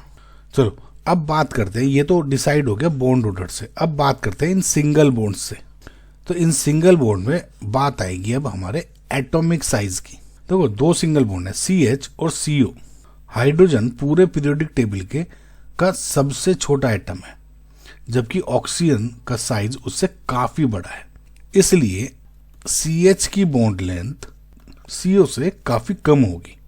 लेकिन यहाँ पे भी एक ट्विस्ट है, CH बॉन्ड इतना छोटा होता है कि वो डबल बॉन्ड CO से भी छोटा होता है। टिपिकल वैल्यूज देखें तो CH लगभग 109 पिकोमीटर का होता है, जबकि C डबल बॉन्ड O लगभग 120 से 122 पिकोमीटर होती है। In fact C triple bond N की लेंथ में भी ये 116 पिकोमीटर होती है। तो अगर आप देख चुके हो तो इसका मतलब क्या हुआ कि जो CH बॉन्ड है यानी A, ये इन दोनों से भी छोटा होगा D एंड C से, और फिर एंड में आ जाएगा आपका CO सिंगल बॉन्ड यानी B। आई होप बच्चा आपको क्वेश्चन समझ में आया होगा, यानी option number 2 is your correct answer. Given below are 4 compounds और इनमें percentage of carbon in one which exhibits optical isomerism is. तो जो क्वेश्चन में हमसे ये पूछा जा रहा है कि इन जो 4 कंपाउंड्स में से वो कौन सा है जो ऑप्टिकल आइसोमेरिज्म दिखाता है, और फिर उस कंपाउंड में हमें कार्बन का परसेंटेज निकालना है। सबसे पहले ये ध्यान रखो कि ऑप्टिकल आइसोमेरिज्म की जो रूल्स है, कंडीशंस हैं, वो क्या होती है। तो सबसे सिंपल बात है कि मॉलिक्यूल के पास कम से कम एक कायरल कार्बन होना चाहिए। कायरल कार्बन वो होता है जिसके चारों बॉन्ड्स पर 4 अलग अलग ग्रुप जुड़े हो। अब और दूसरा जो है कंडीशन वो है कि वे नॉन सुपर इम्पोजेबल इमेजेस होनी चाहिए ना। पहले नॉन सुपर इम्पोजेबल इमेजेस तो ठीक है, बात की बात है। सबसे पहले हम जो नॉर्मली हम जो ऑप्टिकल आइसोमेरिज्म तरह के क्वेश्चंस में देखते हैं ना, वो आप ज़्यादातर कायरलिटी को ही देख के कर लेते हैं, समझना। तो ये बहुत जरूर आप ध्यान रखना, कंफ्यूज मत होना। तो अब इन सब में कायरल सेंटर ग्राफ देखते हैं। पहला है एन प्रोपाइल क्लोराइड। अब इसमें अगर आप देखोगे कार्बन पर 3 हाइड्रोजन जुड़े हैं, ये नहीं है। इस पे 2 हाइड्रोजन सेम है, इसमें जुड़े नहीं। कंडीशन क्या, सारे के सब यूनिक कार्बन से जुड़े होने चाहिए। इस पे ये वाला डिफरेंट है, ये डिफरेंट, लेकिन 2 हाइड्रोजन सेम है, ये भी नहीं है। तो ये तो कायरल है ही नहीं, तो ये तो इनकरेक्ट। ये क्या हो गया, ऑप्टिकली इनएक्टिव हो गया। दूसरा देखो आइसोप्रोपाइल क्लोराइड। अब इसमें आप देखोगे सी पर H और Cl तो डिफरेंट है, लेकिन इस पे CH3 और CH3 दोनों सेम हो गए, तो ये भी कायरल सेंटर नहीं होगा। तीसरा देखते हैं सेकेंडरी ब्यूटाइल क्लोराइड। अब इसमें देखो जो कार्बन है उसकी एक साइड CH3 जुड़ा है, फिर एक हाइड्रोजन जुड़ा है Cl, अब तक डिफरेंट है। और इसमें क्या जुड़ा है, C2H5। तो अगर आप ये क्या कह सकते हो कि दिस इज कायरल, बिकॉज ये सब के सब डिफरेंट है। एंड इनफैक्ट ये नॉन सुपर इम्पोजेबल इमेज भी हो जाएगी अगर आपका इसका मिरर लो तो। भाई मिरर लेके क्या बनेगा, ये CH3 CH2 हो जाएगा, उठा के ये इसके ऊपर CH3 C2 CH3 CH2 वगैरह जो ये वाला पार्ट है वो यहाँ आएगा, उठा के रखोगे तो यहाँ आएगा, नॉन सुपर इम्पोजेबल होगी ना। कुल मिला के कायरलिटी देखनी होती है। तो ये C आपको ऑप्टिकली एक्टिव दिख रहा है, कायरल है ही। फिर भी D को भी देख लेते हैं ताकि कंफ्यूजन ना हो कुछ। D इज नियोपेंटाइल क्लोराइड, ठीक है। अब इसमें देखो कार्बन पर इस C पे H जुड़े, ये और ये तो है नहीं। इस पे देखो CH3 जुड़े हुए हैं 3, तो ये भी नहीं होगा। तो फिलहाल सेकेंडरी ब्यूटाइल क्लोराइड यानी ये आपका फिलहाल तो ऑप्शन C दिख रहा है। अब इसमें क्या है, परसेंटेज ऑफ कार्बन निकालनी है। तो हमें वो निकालने के लिए इसका सबसे पहले आपको फॉर्मूला निकालना होगा, यानी 1 2 3 4 C4, हाइड्रोजन कितने हो गए, 3 4 2 6 और 3 9, H9Cl। तो अगर आप इसका मॉलिक्यूलर मास निकालोगे तो क्या हो गया, 4 इंटू कार्बन का कितना होगा 12, प्लस 9 इंटू हाइड्रोजन कितना हो गया 1, प्लस क्लोरीन 1 इंटू इस एक क्लोरीन का कितना होता है 35.5। तो ये क्या हो गया 48 प्लस 9 प्लस 35.5, इसका निकालोगे तो 92.5 आ गया ओवरऑल मॉलिक्यूल। अब परसेंटेज ऑफ कार्बन निकालना है, तो परसेंटेज ऑफ कार्बन निकालने के लिए क्या हो जाएगा, फॉर्मूला लगेगा मास ऑफ भाई कार्बन हो जाएगा divide by total molecular mass into 100। तो मास ऑफ कितना हो गया, ये वाला पार्ट हो गया 48 डिवाइडेड बाई 92.5 इंटू 100, अप्रोक्सीमेटली 51.89% आ जाएगा, या 52% मान लो। यानी जो ऑप्शन नंबर 1 है is your correct answer. Given below are some of the statements about manganese and Mn2O7। Identify the correct statements. सबसे पहले स्टेटमेंट है Mn forms the oxide Mn2O7 in which Mn is in its highest oxidation state। देखो manganese का atomic number 25 होता है और उसका जो वैलेंस शेल कन्फिगरेशन है Mn का इज 3d5 4s2। इसका मतलब ये है कि मैक्सिमम जो मैग्नीज है वो मैक्सिमम 5 + 2 7 इलेक्ट्रॉन्स लूज कर सकता है। अगर हम Mn2O7 में ऑक्सीजन स्टेट कैलकुलेट करें मैग्नीज की, तो देखो 2 × Mn +7 into -2 equals to 0. So Mn equals to 14 divide by 2 यानी 7. और इसको इसके स्ट्रक्चर से भी निकाल सकते हो. कैसे? देखो मैग्नीज से ये सब जुड़े हुए हैं. ये हो गया पर ऑक्साइड बॉन्ड हो गया, लिंकेज तो इसकी होगी -1, करेक्ट. ये -2 होगी, इसकी -2, इसकी -2. तो अगर आप देखोगे -1 इसका +1 ऐड हो गया, -2 इसका +2 ऐड हो गया, -2 इसका +2 ऐड हो गया, -2 इसका +2 ऐड हो गया, है ना. तो ओवरऑल कितना हो जाएगा? 2 2 4 2 6 है और एक 7. कितना आ गया? 7 ही आ गया. ऐसे भी निकाल सकते हो आप. तो फिलहाल जो ऑक्साइड है मैग्नीशियम क्या है? हाईएस्ट ऑक्सीडेशन स्टेट में है, क्योंकि +7 ये यहाँ पे और मैक्सिमम कितना है? +7 ही है. तो this means this is correct statement. Second statement is oxygen stabilizes the manganese in higher oxidation states by forming multiple bonds with manganese.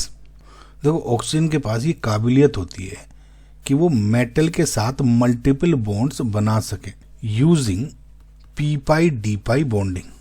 Fluorine भी हायर स्टेट स्टेबलाइज करता है, पर वो सिर्फ सिंगल बॉन्ड बनाता है, जबकि ऑक्सीजन डबल बॉन्ड्स बनाकर मेटल के चार्ज को ज्यादा इफेक्टिवली न्यूट्रलाइज कर देता है. ठीक है. तो फिलहाल ये जो भी स्टेटमेंट है this is correct statement. I hope आपको जो मैं समझाया वो समझ में आ पाएगा. नेक्स्ट स्टेटमेंट इज कि Mn2O7 is an ionic oxide. देखो ये जो स्टेटमेंट है ना सी, इसी में सबसे ज्यादा स्टूडेंट्स गलत करते हैं. फेजांस रूल के हिसाब से जब मेटल की ऑक्सीडेशन स्टेट बहुत ज़्यादा होती है, जैसे कि इस केस में +7 है, तो उसकी पोलराइजिंग पावर इतनी बढ़ जाती है कि बॉन्ड में कोवलेंट कैरेक्टर बहुत ज़्यादा आ जाता है. असल में Mn2O7 एक ग्रीन रंग का ऑयली लिक्विड होता है जो कि कोवलेंट नेचर का है, आयोनिक नेचर का नहीं है. समझ में? Because of polarization. तो इसका मतलब जो स्टेटमेंट सी है इज इनकरेक्ट. बाकी का जो डिटेल्स है यहाँ पे मैंने लिख दी है. Next statement is the structure of Mn2O7 consists of one bridged oxygen. देखो अगर Mn2O7 के स्ट्रक्चर को देखो तो इसमें 2 MnO4 टेट्राहेड्रा होता है. एक तो ये और दूसरा इसको आप ऐसे बोल सकते हो. तो जो दोनों MnO4 टेट्राहेड्रा हैं वो एक ऑक्सीजन एटम के जरिए आपस में जुड़े हुए होते हैं. इसका मतलब इसमें ये क्या, इसको क्या बोल सकते हो आप? एक ब्रिज्ड ऑक्सीजन एटम बोलते हो, यानी MnOMn. करेक्ट. वैसे भी स्ट्रक्चर देख लिया आपने, तो स्टेटमेंट डी इज करेक्ट. यानी जो आपका A, B and D are correct statements, यानी जो आपका ऑप्शन नंबर 2 है is your correct answer. For a close circuit Daniell cell which of the following plots is the accurate one at a given temperature. देखो बच्चों, इस question में हमसे ये पूछा गया है कि एक क्लोज्ड सर्किट डेनियल सेल के लिए स्टैंडर्ड सेल पोटेंशियल यानी कि E0 सेल और टाइम के बीच का सही ग्राफ कौन सा है. सबसे पहले आपको ई सेल और E0 सेल के बीच का फर्क है वो एकदम क्लियर होना चाहिए. ई सेल होता है सेल पोटेंशियल किसी भी गिवन कंसंट्रेशन या टेम्परेचर पर, जो कि आप नर्स्ट इक्वेशन से अकॉर्डिंग चेंज होता रहता है जैसे जैसे रिएक्शन आगे बढ़ती है. लेकिन यहाँ पर जो ग्राफ है उसमें अगर आप ध्यान से देखो तो वाई एक्सिस पर ई सेल नहीं बल्कि E0 सेल लिखा हुआ है, यानी कि स्टैंडर्ड सेल पोटेंशियल. स्टैंडर्ड का मतलब है कि हमने कंडीशंस फिक्स कर दी हैं. कंसंट्रेशन 1 मोलर कर दी है, प्रेशर 1 बार कर दिया है और टेम्परेचर फिक्स्ड है यानी 298 केल्विन. सो एक फिक्स्ड टेम्परेचर पर किसी भी स्पेसिफिक रिडॉक्स कपल के लिए स्टैंडर्ड इलेक्ट्रोड पोटेंशियल की वैल्यू एक कांस्टेंट क्वांटिटी होती है. ये किसी भी तरह से इस बात पर डिपेंड नहीं करता कि रिएक्शन को स्टार्ट हुए कितना टाइम हो गया है या रिएक्शन कितनी कंप्लीट हो चुकी है. अगर आप डेनियल सेल की बात करें तो वहाँ पे जिंक और कॉपर का रेडॉक्स कपल होता है। स्टैंडर्ड कंडीशन में इसकी वैल्यू फिक्स होती है लगभग 1.1 वोल्ट्स। जब तक टेम्परेचर चेंज नहीं होता ये 1.1 ही रहती है। टाइम बढ़ता रहेगा, सेल डिस्चार्ज होता रहेगा, रिएक्टेंट्स खत्म होते रहेंगे, लेकिन जो स्टैंडर्ड वैल्यू है वो कभी भी चेंज नहीं होती। समझ में आया बच्चों? स्टैंडर्ड वैल्यू हो रही है, सब कंडीशन है, स्टैंडर्ड चेंज नहीं होती बल्कि वो फिक्स रहती है। यानी टेम्परेचर, प्रेशर, कंसंट्रेशन ये अगर ये फिक्स्ड है आपके तो वोल्टेज भी फिक्स रहेगी। इसलिए अगर हम टाइम के साथ ग्राफ प्लॉट करेंगे तो हमें एक स्ट्रेट हॉरिजॉन्टल लाइन मिलेगी जो कि एक्स एक्सिस के पैरेलल होगी, राइट।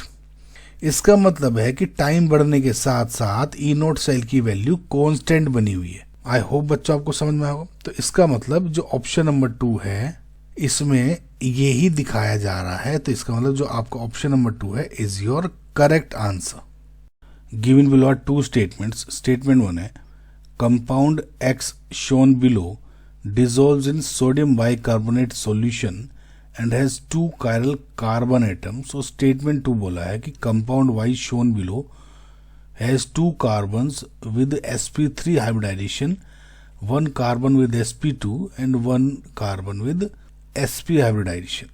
ओके, सो पहले स्टेटमेंट देखते हैं।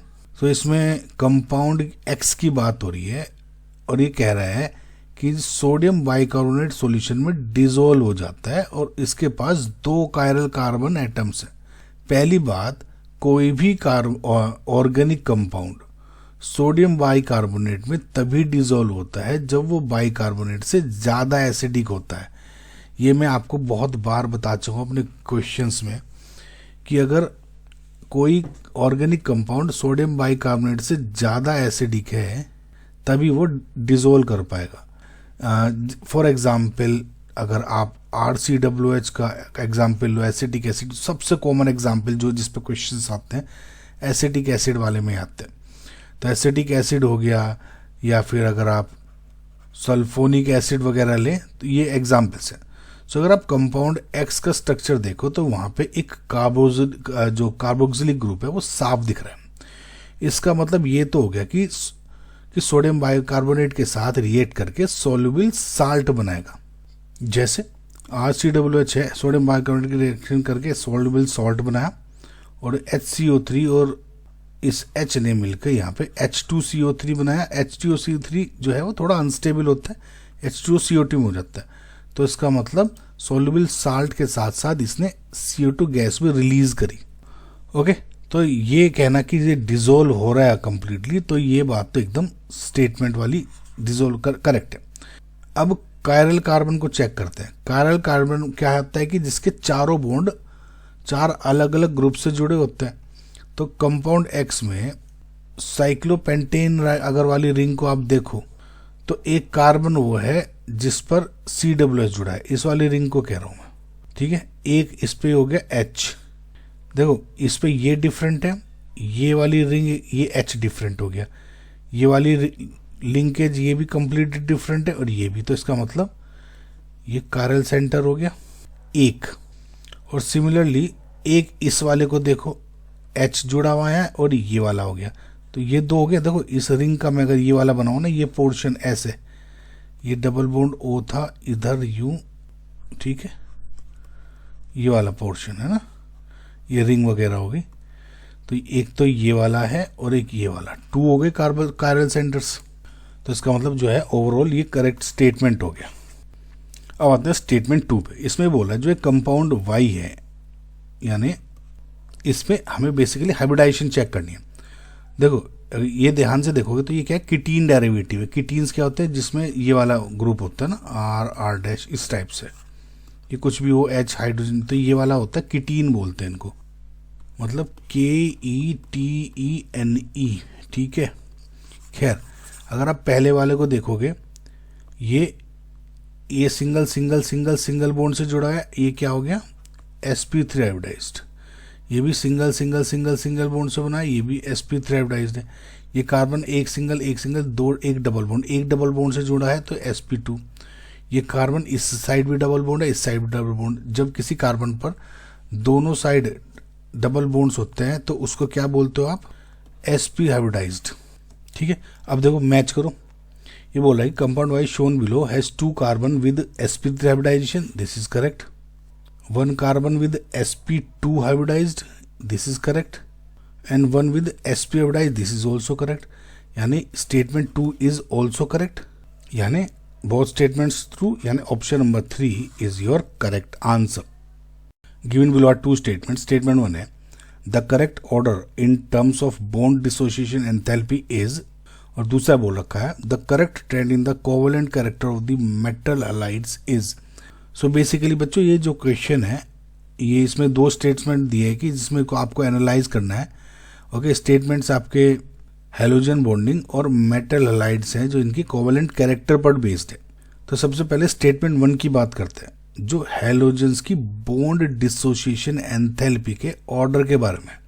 जनरल ट्रेंड ये कहता है कि जैसे जैसे एटम का साइज बढ़ता है बॉन्ड लेंथ भी बढ़ती है और जो बॉन्ड स्ट्रेंथ है यानी बॉन्ड है वो डिक्रीज होता है, बॉन्ड स्ट्रेंथ, बॉन्ड कमजोर होता है। इस लॉजिक से F2 की बॉन्ड एंथैल्पी सबसे ज्यादा होनी चाहिए बिकॉज साइज सबसे छोटा है। लेकिन असलियत में ऐसा नहीं होता। F2 मॉलिक्यूल में फ्लोरीन एटम्स बहुत छोटे होते हैं और दोनों के पास 3 लोन पेयर्स होते हैं। इन लोन पेयर के बीच में इतना ज्यादा रिपल्सन होता है कि FF बॉन्ड अनएक्सपेक्टेडली वीकर हो जाता है। इस वजह से जो F2 की बॉन्ड एंथैल्पी है वो Cl2 और Br2 के से भी है ना कम हो जाती है। तो यानी जो आपका एक्सपेक्टेड ऑर्डर था यानी फ्लोरीन, क्लोरीन, ब्रोमीन, आयोडीन, ये इनकरेक्ट हो जाती है। इनफैक्ट आपका जो ऑर्डर है would be Cl2 then Br2 then F2 हो जाती है देन I2। इसका मतलब जो ये स्टेटमेंट है दिस इज करेक्ट। अब आते हैं स्टेटमेंट 2 पर जो मेटल हलाइड्स के कोवेलेंट कैरेक्टर के बारे में बात कर रहा है।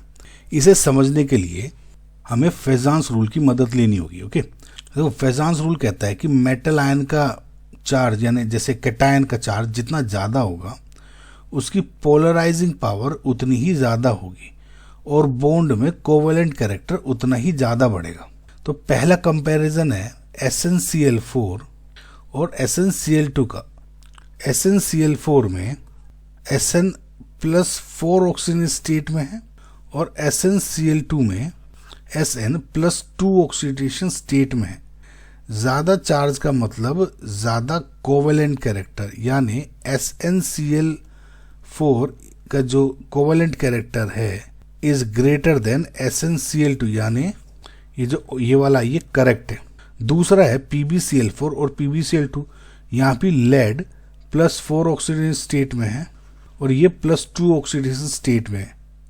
तो जितना ज़्यादा कोवेलेंट चार्ज प्लस चार्ज होगा उतना ज़्यादा कोवेलेंट कैरेक्टर होगा, यानी ये भी सही हो गया। थर्ड ऑप्शन हो गया UF4 और UF6। रूल के अकॉर्डिंग जो UF4 है इसमें U+4 में हो गई, इसमें UF6 में U+6 में हो गई। अब रूल के अकॉर्डिंग क्या है कि +6 वाला कंपाउंड जो है वो ज़्यादा कोवेलेंट होना चाहिए +4 से, लेकिन स्टेटमेंट में इसमें उल्टा लिखा हुआ है, यानी ये इनकरेक्ट हो गया। सो अब क्योंकि UF6 वाला जो ये ऑर्डर है गलत लिखा हुआ था, इसकी वजह से पूरा स्टेटमेंट ही गलत हो गया।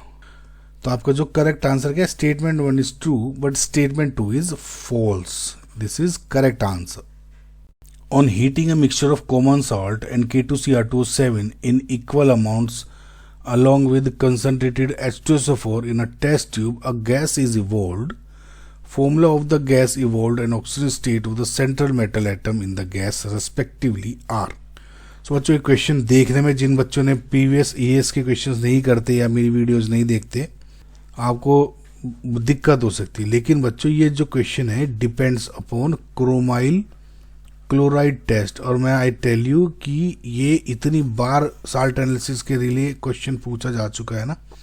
अगर 100 क्वेश्चन पूछे गए साल्ट एनालिसिस में, मतलब let just take an example, तो ये सोचो कि 60 टाइम्स इस टेस्ट पे क्वेश्चन पूछा गया है, ठीक है। तो इतना इंपॉर्टेंट क्वेश्चन है। सो खैर, इस क्वेश्चन में हमें जो रिएक्शन दी गई है किन किन के बीच में दी गई है, एक तो कॉमन सॉल्ट, पोटेशियम डाइक्रोमेट और सल्फ्यूरिक एसिड के बीच में, जहाँ पे हम इन तीनों रिएक्टेंट्स को एक साथ गर्म कर रहे हैं। ओके, सो जब ये तीनों रिएक्टेंट्स मिलते हैं तो एक रेडिश ब्राउन रंग की गैस निकलती है जिसको आप क्रोमाइल क्लोराइड कहते हैं, यानी CrO2Cl2। ये बात ध्यान रखना कि जो ये रिएक्शन है तो क्लोराइड्स के डिटेक्शन के लिए काम आती है लैब में, है ना। सो अब अगर इस रिएक्शन का बैलेंस आप बनाओ तो ये बनती है। ओके, सो जो ये तो स्टेब्लिश्ड हो गया कि जो फॉर्मूला है of the gas evolved is CrO2Cl2, यानी ये भी कट गया और ये भी कट गया। अब आपको इसमें ऑक्सीडेशन स्टेट वाला बताना है सेंट्रल मेटल एटम की इसमें। सो जो इसका ऑक्सीडेशन स्टेट है वो आप दो तरीके से निकाल सकते हो। पहला, जो ज़्यादा मोर करेक्ट या एक्यूरेट होगा, जिसमें आपको गलती करने की जो दिक्कत है वो भी बहुत कम हो जाएगी, कि अगर आपको उसका स्ट्रक्चर पता हो। तो अगर आप देखोगे ऑक्सीजन की -2 होती है, राइट, और इसमें -1 होती है Cl की, तो ठीक है। तो Cr की करने के लिए -2 है तो इसकी +2 बैलेंस करने के लिए -2 तो इसकी +2, ये माइनस में तो इसका +1, ये माइनस है तो इसका +1। अभी इसका ऐड कर लो, वही आपकी ऑक्सीडेशन स्टेट होगी। बहुत इजी तरीका होता है ये बच्चों। सो +2 +2 +1 एंड +1, यानी 2 2 4 और 1 2 6 +6, करेक्ट। सो इसमें ऑप्शन नंबर 2 सही दिख रहा है। दूसरा तरीका ये है कि सिंपल CrO2Cl2 से, अगर आपको स्ट्रक्चर नहीं याद है तो बस ऐसे निकाल लो सिंपल, वो भी Cr +2 -2। लेकिन इसमें क्या है ना, कभी कभी दिक्कत हो सकती है कि अगर सही नहीं बैठा, मैचिंग नहीं कर रहा, लेकिन आंसर अगर ये आ रहा है या ये आ रहा है तो सही होगा, है ना, इतनी दिक्कत की बात नहीं। तो Cr प्लस ये हो गया -4 और ये हो गया -2 = 0। तो Cr = +4 +2 यानी +6 बेसिकली। तो खैर, आपका जो ऑप्शन नंबर 2 है is your correct answer. The first and second ionization constants of H2X are ये and ये respectively. The concentration of X2 negative in 0.1 molar H2X solution is. Okay, so इस question को बच्चे थोड़ा सा अच्छा क्वेश्चन है, इसको स्टेप बाय स्टेप देखते हैं। देखो, जो मेन है ना ये क्वेश्चन, ये आपका डिपेंड करता है वीक एसिड अप्रोक्सीमेशन पे डिपेंड करता है, ठीक है। देखो, हमारे पास 0.1 मोलर सॉल्यूशन है डाइप्रोटिक एसिड H2X का, और हमें X2 नेगेटिव की कंसंट्रेशन निकालनी है। तो इसमें सबसे पहले स्टेप 1 देखते हैं, Ka1, यानी सबसे पहले क्या होगा, जो H2X है उसने एक प्रोटॉन निकाला और HX नेगेटिव निकला। इसके लिए जो Ka1 की वैल्यू क्या है, 2.5 × 10⁻8। मान लेते हैं कि X अमाउंट डिसोल्व हुआ है, राइट। तो मतलब अगर ये इनिशियली 0.1 थी तो 0.1 - X हुई, तो ये हो गया X एंड ये हो गया X, है ना, ये और ये। सो Ka1 की वैल्यू क्या हो जाएगी इससे, H × HX negative consent divide by H2X की कंसेंट्रेशन, यानी Ka1 = H क्या है X, ये क्या है X, ये क्या हो गया 0.1 - X। नाउ बिकॉज आपका Ka1 और Ka2 ये बहुत ही ज़्यादा छोटे हैं, डिसोसिएशन बहुत कम हो रहा है, तो हम देखो इसी को आप क्या बोलते हो, वीक एसिड अप्रोक्सीमेशन। तो हम 0.1 - X को आप 0.1 मान लेते हैं, बिकॉज X यहाँ पे बहुत छोटा है, ये एज्यूम कर लेते हो। तो Ka1 की वैल्यू हो जाती है X² divide by 0.1 which is equal to 2.5 × 10⁻8। तो ये हो गया X² = 2.5 multiplied by 0.1 multiplied by 10⁻8। तो ये तो हो गया दोनों नीचे 100। तो अगर स्क्वायर रूट ले लूँ दोनों साइड तो x will be equal to, ये 5 हो गया और 10⁻4 हो गया और डिवाइड बाई 10 हो गया, और ऊपर चला जाएगा तो ये x की वैल्यू होगी 5 × 10⁻5 m। तो पहले स्टेप के बाद हमें H आयन की कंसंट्रेशन मिल गई 5 × 10⁻m और HX की कंसंट्रेशन मिल गई है 5 × 10⁻5। समझे? नाउ इन सेकेंड स्टेप, अब ये जो HX नेगेटिव बना ये भी आगे फर्दर डिसोशिएट होगा, यानी H आयन से प्रोटोन निकाला और X2 नेगेटिव हो गया इसमें। इसके लिए Ka2 क्या है, ये भी और ज़्यादा कम है। देखो ये कम है, अगर ये ऐसा है, देखो अगर ये Ka1 थी तो इतनी ज़्यादा ये Ka2 हो गई, मतलब वैल्यू बहुत ज़्यादा कम है, right. Ka1 is much larger than Ka2। अब इसमें इनिशियल H की कंसंट्रेशन क्या है, H ये होगी, यानी 5 × 10⁻⁵। H आयन की कंसंट्रेशन कितनी है, इतनी, 5 × 10⁻⁵। X नेगेटिव अभी इनिशियली कुछ नहीं था। अब लेट जस्ट से कि इस बार Y अमाउंट डिसोशिएट हुआ इसमें से, तो 5 × 10⁻⁵ माइनस y इधर बढ़ जाएगा, 5 × 10⁻⁵ प्लस y, और इधर y बढ़ गया। अब अगेन मैंने क्या कहा था, वीक एसिड अप्रोक्सीमेशन, इसमें यही आपको करना है क्योंकि Ka2 और छोटा है। अब ये बाद में हम लिख लेंगे, या यहाँ भी लिख सकते हो, क्योंकि आप इन क्वेश्चंस को आप बच्चों बिना प्रैक्टिस के नहीं कर सकते ना। तो हम Ka2 हो जाएगा H आयन की कंसंट्रेशन इंटू X2 नेगेटिव की concentration divide by HX negative की कंसंट्रेशन, यानी ये हो गया 5 × 10⁻⁵ प्लस y। अब ये क्योंकि y बहुत कम हो जाएगा, क्यों, क्योंकि Ka2 बहुत कम है, डिसोसिएशन कांस्टेंट बहुत कम है, तो डिसोसिएशन बहुत कम हो रहा है, इसमें बहुत कम घटा है, समझ रहे हो। आप ऐसे सोचो इसको, है ना, इस माइनस y को इसको ऐसे इमेजिन करो, या जैसे मैंने यहाँ पे माइनस x को 0.1 मान लिया था, या इसको मैं डायरेक्ट मान रहा हूँ। इसको ऐसे सोचो कि जब आपकी कोई बाल्टी है उसमें बहुत सारा वाटर पड़ा है, जैसे 0.1 हो गया है ना, अब मैं इसमें से एक बूंद निकाल दूं जैसे x, तो इस पूरी बाल्टी पे कुछ ज़्यादा फर्क पड़ेगा, नहीं पड़ेगा ना। तो x इतना ही छोटा है कि मैंने इसमें से पूरी बाल्टी में से एक बूंद निकाल दी, तो मैं उस 0.1 को 0.1 ही मानूंगा, बस यही अंतर है। अब इसमें एक बूंद ऐड कर दी, एक बूंद घटा दी, ज़्यादा कुछ फर्क पड़ेगा नहीं। और इसीलिए इसको मैं क्या मान लेता हूँ, 5 × 10⁻⁵ इंटू y इसका, और डिवाइड बाई इसको भी डायरेक्ट क्या मान लेते हो, 5 × 10⁻⁵ ही मान लिया, और इट इज गिवन एज 1 × 10⁻⁻13। सो ये पूरा इससे कैंसिल, तो y की वैल्यू क्या हो गई, 10⁻⁻13 ये हो गई है ना। y क्या है, x नेगेटिव की कंसंट्रेशन, तो दिस इज x नेगेटिव या X2 नेगेटिव की कंसंट्रेशन रादर। आपको क्वेश्चन में इंटू 10⁻⁵ की फॉर्म में पूछा हुआ है, तो इसको कैसे लिख सकते हो, 10⁻15 करना है तो 100 से मल्टीप्लाई कर दो, तो 10 ये हो गया। तो 100 × 10⁻15 मोलर, यानी जो ये 100 है, is your correct answer. Osmotic pressure of a living cell is 12 atm at 300 Kelvin. The strength of sodium chloride solution that is isotonic with living cell at this temperature is, ये NaCl है, देखो isotonic को दिखाया हुआ बस। सबसे पहले ये समझते हैं कि आइसोटोनिक का मतलब क्या होता है। जब दो सॉल्यूशंस का ऑस्मोटिक प्रेशर पाई बिल्कुल बराबर होता है, यानी ये जो पाई इधर है इसका और इसका, वो दोनों सेम है, तो उनको हम आइसोटोनिक कहते हैं। इसका मतलब है कि हमारा जो NaCl सॉल्यूशन है, इसका ऑस्मोटिक प्रेशर एग्जैक्टली 12 atm ही है, ये वाला। समझ में आ गया सब। सब ऑस्मोटिक प्रेशर का फॉर्मूला अगर आप देखो तो यानी pi is equal to I into CRT। यहाँ पे पाई है osmotic pressure, I is van't Hoff factor, C is molarity and R is gas constant, और जो T है वो टेम्परेचर है।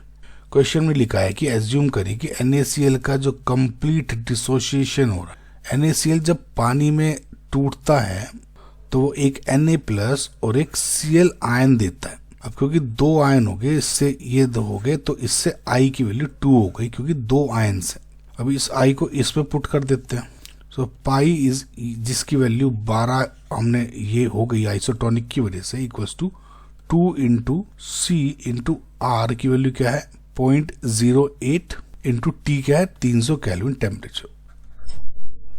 सो इस इक्वेशन से आपको C की वैल्यू निकालनी, जो हो जाएगा 12 divide by 48 equals to 0.25 moles per litre, correct. लेकिन आप क्वेश्चन में ध्यान से दो तो यहाँ पे ग्राम पर लीटर में पूछा हुआ है, तो इसको ग्राम पर लीटर में कन्वर्ट करने के लिए हमें मोलैरिटी को यानी जो एक कंसंट्रेशन है इसको इसके मोलर मास से मल्टीप्लाई करना होगा। ओके, तो ये जो मोल्स पर लीटर है ये ग्राम पर मोल में अगर मल्टीप्लाई करेंगे तो क्या हो जाएगा, मोल से मोल कैंसिल, तो यानी ग्राम पर लीटर आ जाएगा। समझ में आया? आपको कैलकुलेशन दिखा दी। तो इसका NaCl का मोलर मास क्या होता है, सोडियम इज 23, Cl हो गया 35.5 यानी 58.5 ग्राम पर मोल। ठीक है, ग्राम पर मोल। तो यानी 0.25 को आपने मल्टीप्लाई किया 58.5 से, जो आएगा 14.625 ग्राम पर लीटर। ग्राम पर लीटर नियरेस्ट इंटीजर्स पूछा हुआ है, तो 14.625 यहाँ क्या हो जाएगा 15, which is your final answer. और सब्सटेंस X 1.5 ग्राम दिया हुआ है, जो dissolve in 150 gram of a solvent Y led to an elevation of the boiling point by 0.5 Kelvin. The relative lowering in the vapor pressure of the solvent Y is। देखो बच्चों, इस type के question को आप double decker concept बोलते हो। Basically double decker इसलिए क्योंकि इसमें दो अलग अलग प्रॉपर्टीज को कनेक्ट किया गया है। पहला तो कनेक्ट किया गया है कि एलिवेशन इन बॉइलिंग पॉइंट, और जो दूसरी प्रॉपर्टी है कॉलिगेटिव प्रॉपर्टी वो है relative lowering in vapour pressure. Basically इन दोनों को लिंक किया है ना। सो हमें दिया गया है कि सोलवेंट Y का मास 150 ग्राम है और उसका मोलर मास है 300 ग्राम पर मोल, और सब्सटेंस जो X है उसका मास है 1.5 ग्राम, जो कि आपने इस 150 ग्राम ऑफ सोलवेंट Y में डिसोल्व कर दिया। और इस डिसोल्यूशन की वजह से जो एलिवेशन इन बॉइलिंग पॉइंट है यानी डेल TB वो आपका आ गया 0.5 केल्विन। सो डेल TB यानी एलिवेशन इन बॉइलिंग पॉइंट का फॉर्मूला होता है del TB is equal to KB into molality, जहाँ पे MM मोलैलिटी और जो KB है वो क्या हो गया उसका एब्लियोस्कोपिक कांस्टेंट KB। मोलैलिटी क्या होगी, मोल्स ऑफ सोल्यूट जो कि X है divide by mass of solvent जो कि Y है इन kg। तो डेल TB की वैल्यू क्या दी हुई है इसमें 0.5, KB की वैल्यू क्या दी हुई है 5, किलोग्राम में ही है तो मैंने इसको किलोग्राम में रखा है, इसको ये ध्यान रखना। Multiply by number of moles of solute NX divide by mass of solvent. तो सोलवेंट दिया हुआ है 150 ग्राम, मैंने क्या कहा था यहाँ पे क्योंकि मैंने kg में लिया है तो इसको kg में रखना है, तो 150 को मैं अगर 1000 से डिवाइड कर दूंगा तो it will be in kg only, मतलब ये फॉर्मूला ही बन गया आपका ग्राम में है ना। सो जब इसको आप सोल्व करते हो तो NX आ जाएगा आपका 0.015 मोल्स। मैं डायरेक्ट कैलकुलेशन लिख रहा हूँ बच्चों, अब जेई कर रहे हो तो बच्चों प्लीज इसको कर लेना है ना। तो हमें ये पता चल गया है कि जो सब्सटेंस X है इसके 0.015 मोल्स हैं जो कि हमने डाले थे, ये प्रेजेंट है। अब आते हैं सोलवेंट Y पर, इसके मोल्स NY निकालना बहुत आसान है। कैसे, देखो number of moles of Y का मतलब क्या हो जाएगा मास अपॉन मोलिकुलर मास। मास दिया हुआ है 150 ग्राम, मोलिकुलर मास क्या है इसका 300 ग्राम पर मोल, तो 2 ग्राम से ग्राम यानी 0.5 मोल्स, ये हो गया आपके NY। ये सब निकल गया आपका। तो NX क्या है 0.015 मोल्स।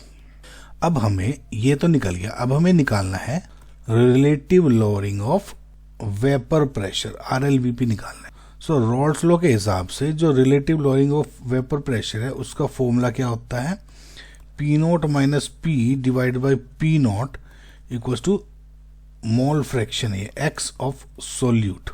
तो यहाँ पे X लिख दो या कुछ बोल दो उसको। सो यहाँ पे जो ये है वो क्या है मोल फ्रैक्शन है।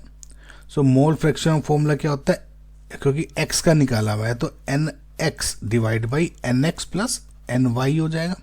अब नो, क्योंकि अगर आप देखो तो क्वेश्चन में ये लिखा हुआ है कि assume the solution to be dilute, तो हम ये कह सकते हैं कि NX को डाइल्यूट है तो यानी सोल्यूट बहुत कम है सॉल्वेंट में, तो NX को मैं इग्नोर मार दूं, बस just for the sake of calculation, तो ये हो गया nx divide by ny, right.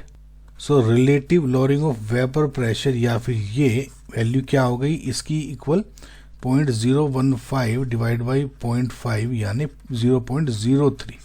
Question में नियरेस्ट इंटीजर पूछा 10⁻² में, तो ये हो जाएगा 3 इंटू 10⁻², यानी 3 ही आपका इसमें क्या हो गया, करेक्ट आंसर हो गया। आई होप बच्चों आपको ये डबल डेकर क्वेश्चन समझ में आया होगा।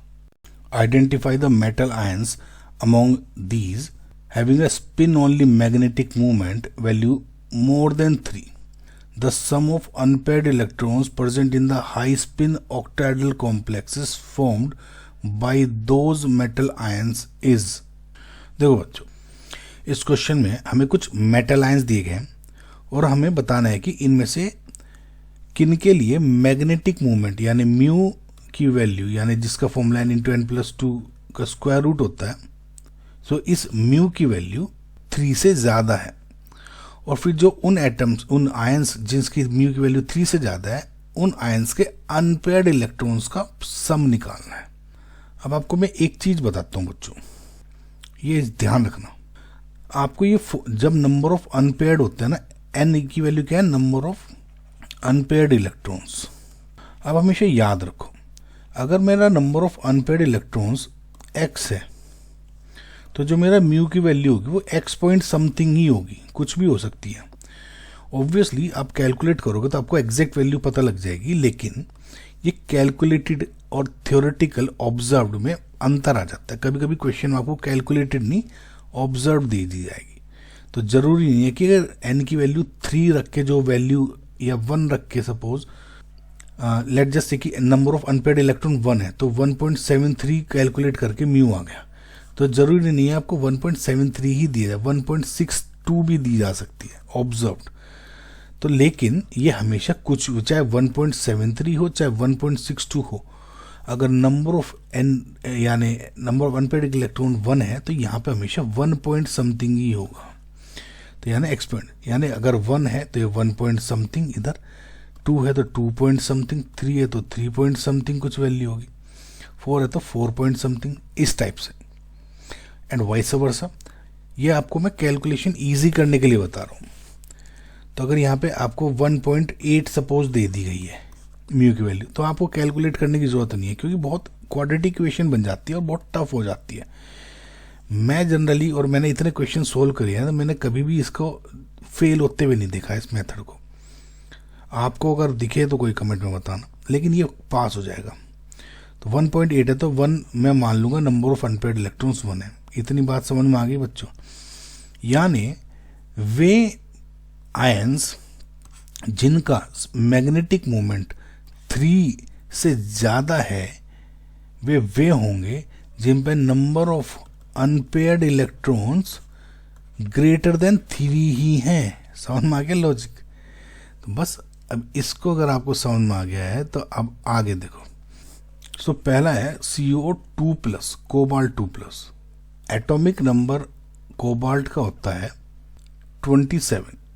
तो मैंने आपको क्या ट्रिक बताई है बहुत बार कि 7 अगर 3D सीरीज के एलिमेंट्स हैं, यानी 21 से आप ये सोचो कि 30 तक के तो जो है उसमें 27, ये इसी को ट्रिक को यूज हो जाएगा। 27 यानी 7 + 2, इसको 9 करो, ये -2 जो भी चार्ज है, यानी कितना होगा 7, तो ये हो गया 3D7 इसका इलेक्ट्रॉनिक कॉन्फ़िगरेशन।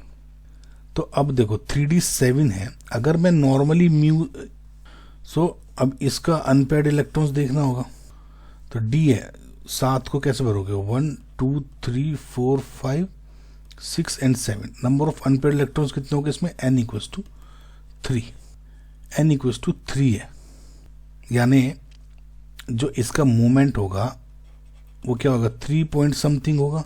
तो मैं एज्यूम कर सकता हूँ सेफली कि ग्रेटर देन 3 है। नहीं तो आप इसको ऐसे कैलकुलेट कर लो, अगर आपको वो मेथड यूज नहीं करना। तो 3 × 3 + 2 यानी 15, यानी 3.87 समथिंग BM। ठीक है, तो ये वाला तो मेरा हो गया 3 से ज़्यादा। ठीक है, और इसमें कितने अनपेयर्ड? 3 या 3 अनपेयर्ड यहाँ पे लिख देता हूँ, बाद में इसका सम कर देंगे, है ना। सेकेंड इज निकिल, निकिल का एटॉमिक नंबर इज 28, 8 + 2 10 -2 8, यानी 3d8 हो गया इसका। तो 3d8 यानी 1 2 3 4 5 6 7 एंड 8 यानी 2। तो n = 2 है, नंबर ऑफ अनपेयर्ड यानी 2 पॉइंट समथिंग होगी, यानी <3 है, तो ये तो होगा नहीं। Fe2+। आयरन का एटॉमिक नंबर इज 26, यानी 6 + 2 8 -2 6, यानी 3d6। सो 1 2 3 4 5 और 6, तो नंबर ऑफ अनपेयर्ड इलेक्ट्रॉन्स कितने होंगे 4, यानी 4 पॉइंट समथिंग म्यू होगा। तो यानी ये भी मेरा सही है, यानी नंबर ऑफ अनपेयर्ड कितने हैं इसमें 4 + 4। V3+ देखते हैं। वेनेडियम का एटॉमिक नंबर इज 23, यानी 3 + 2 5 - ये 3 2, यानी 3d2 हो गए। तो इसमें तो आपको देखते ही पता लग गया होगा 1 2 अनपेयर्ड इलेक्ट्रॉन्स 2 है, 2 पॉइंट समथिंग म्यू होगा, तो ये नहीं होगा। Last is Ti2+। टाइटेनियम का एटॉमिक नंबर इज 22, यानी 2 + 2 4 - ये चार्ज हो गया 2, यानी 2, यानी 3d2। तो इसका मतलब ये भी 3d2 है, वही same 1 2, number of unpaired electron 2, यानी 2 पॉइंट समथिंग म्यू होगा, तो ये होगा नहीं। तो यानी 4 + 3 7, ये आपका जो है करेक्ट आंसर हो गया। 3 किसके थे? आपका कोबाल्ट 2+ का नंबर ऑफ अनपेयर्ड, ये Fe2+ के, दोनों को ऐड करोगे तो आपका 7 answer. This is your correct answer. Mx is a sparingly soluble salt that follows the given solubility equilibrium at 298 Kelvin। ये रिएक्शन दी हुई है और ये KSP दी हुआ है। If the standard reduction potential for this is ये, then the value of the standard reduction potential for the metal insoluble salt electrode यानी ये is। देखो बच्चों, जो क्वेश्चन है ना, ये थोड़ा सा एक एडवांस कंसेप्ट पे बेस्ड है ना, यानी metal insoluble salt electrode. Okay, लेकिन हम इसको है ना थोड़ा सा स्टेप वाइज पढ़ते हैं, ताकि ये थोड़ा सा हम इस तरह के क्वेश्चन अगर दोबारा रिपीट होते हैं तो हमें दिक्कत नहीं होगी। देखो, हमें निकालना है standard reduction potential of the electrode, इसका X नेगेटिव Mx M। इसका मतलब है हमें इस हाफ सेल रिएक्शन का E0 चाहिए। इसका मतलब ये है कि हमारा मेन गोल एक ऐसी रिएक्शन लिखना है जहां पे सॉलिड Mx एक इलेक्ट्रॉन गेन करके सॉलिड मेटल और X नेगेटिव में कन्वर्ट हो जाता है। तो मतलब Mx अगर एक इलेक्ट्रॉन गेन कर रहा है तो वो M और X नेगेटिव में कन्वर्ट हो रहा है। समझ आया बच्चों? सो बेसिकली हमें इस हाफ सेल रिएक्शन का E0 निकालना है। ओके, अब हमें दिया क्या गया है? हमें दिया गया है इस जो मेटल आयन है इसका रिडक्शन पोटेंशियल, यानी M प्लस एक इलेक्ट्रॉन लेके M में कन्वर्ट हो रहा है। सो E0 इसका M प्लस M क्या दिया हुआ है 0.79, और दूसरी रिएक्शन क्या दी हुई है ये वाली Mx M प्लस और X नेगेटिव, यहाँ पे KSP की वैल्यू है 10⁻⁻10। अच्छा बच्चों, एक चीज ध्यान रखना, जो ये इंसॉल्युबल साल्ट इलेक्ट्रोड है ना, ये एक तरह से मेटल आयन इलेक्ट्रोड ही है, जैसे रिडक्शन पोटेंशियल ये वाली है ना। बस यहाँ पे जो M प्लस की कंसंट्रेशन होती है ना, वो फ्री नहीं है, मतलब वो X नेगेटिव और KSP पे डिपेंड करती है। इसको आप और अच्छी तरीके से ऐसे समझ सकते हो कि देखो, नर्स्ट इक्वेशन की वैल्यू क्या, फॉर्मूला क्या होता है, E = E0 - 2.303 RT/NF log of product की कंसंट्रेशन डिवाइड बाय रिएक्टेंट की कंसंट्रेशन। सो हमारी रिएक्शन में, जैसे मैंने आपको बताया कि जो हमारी ये इलेक्ट्रोड होती है मेटल आयन की तरह ही होती है, तो आप इसको इस वाली रिएक्शन कंसिडर करके करें।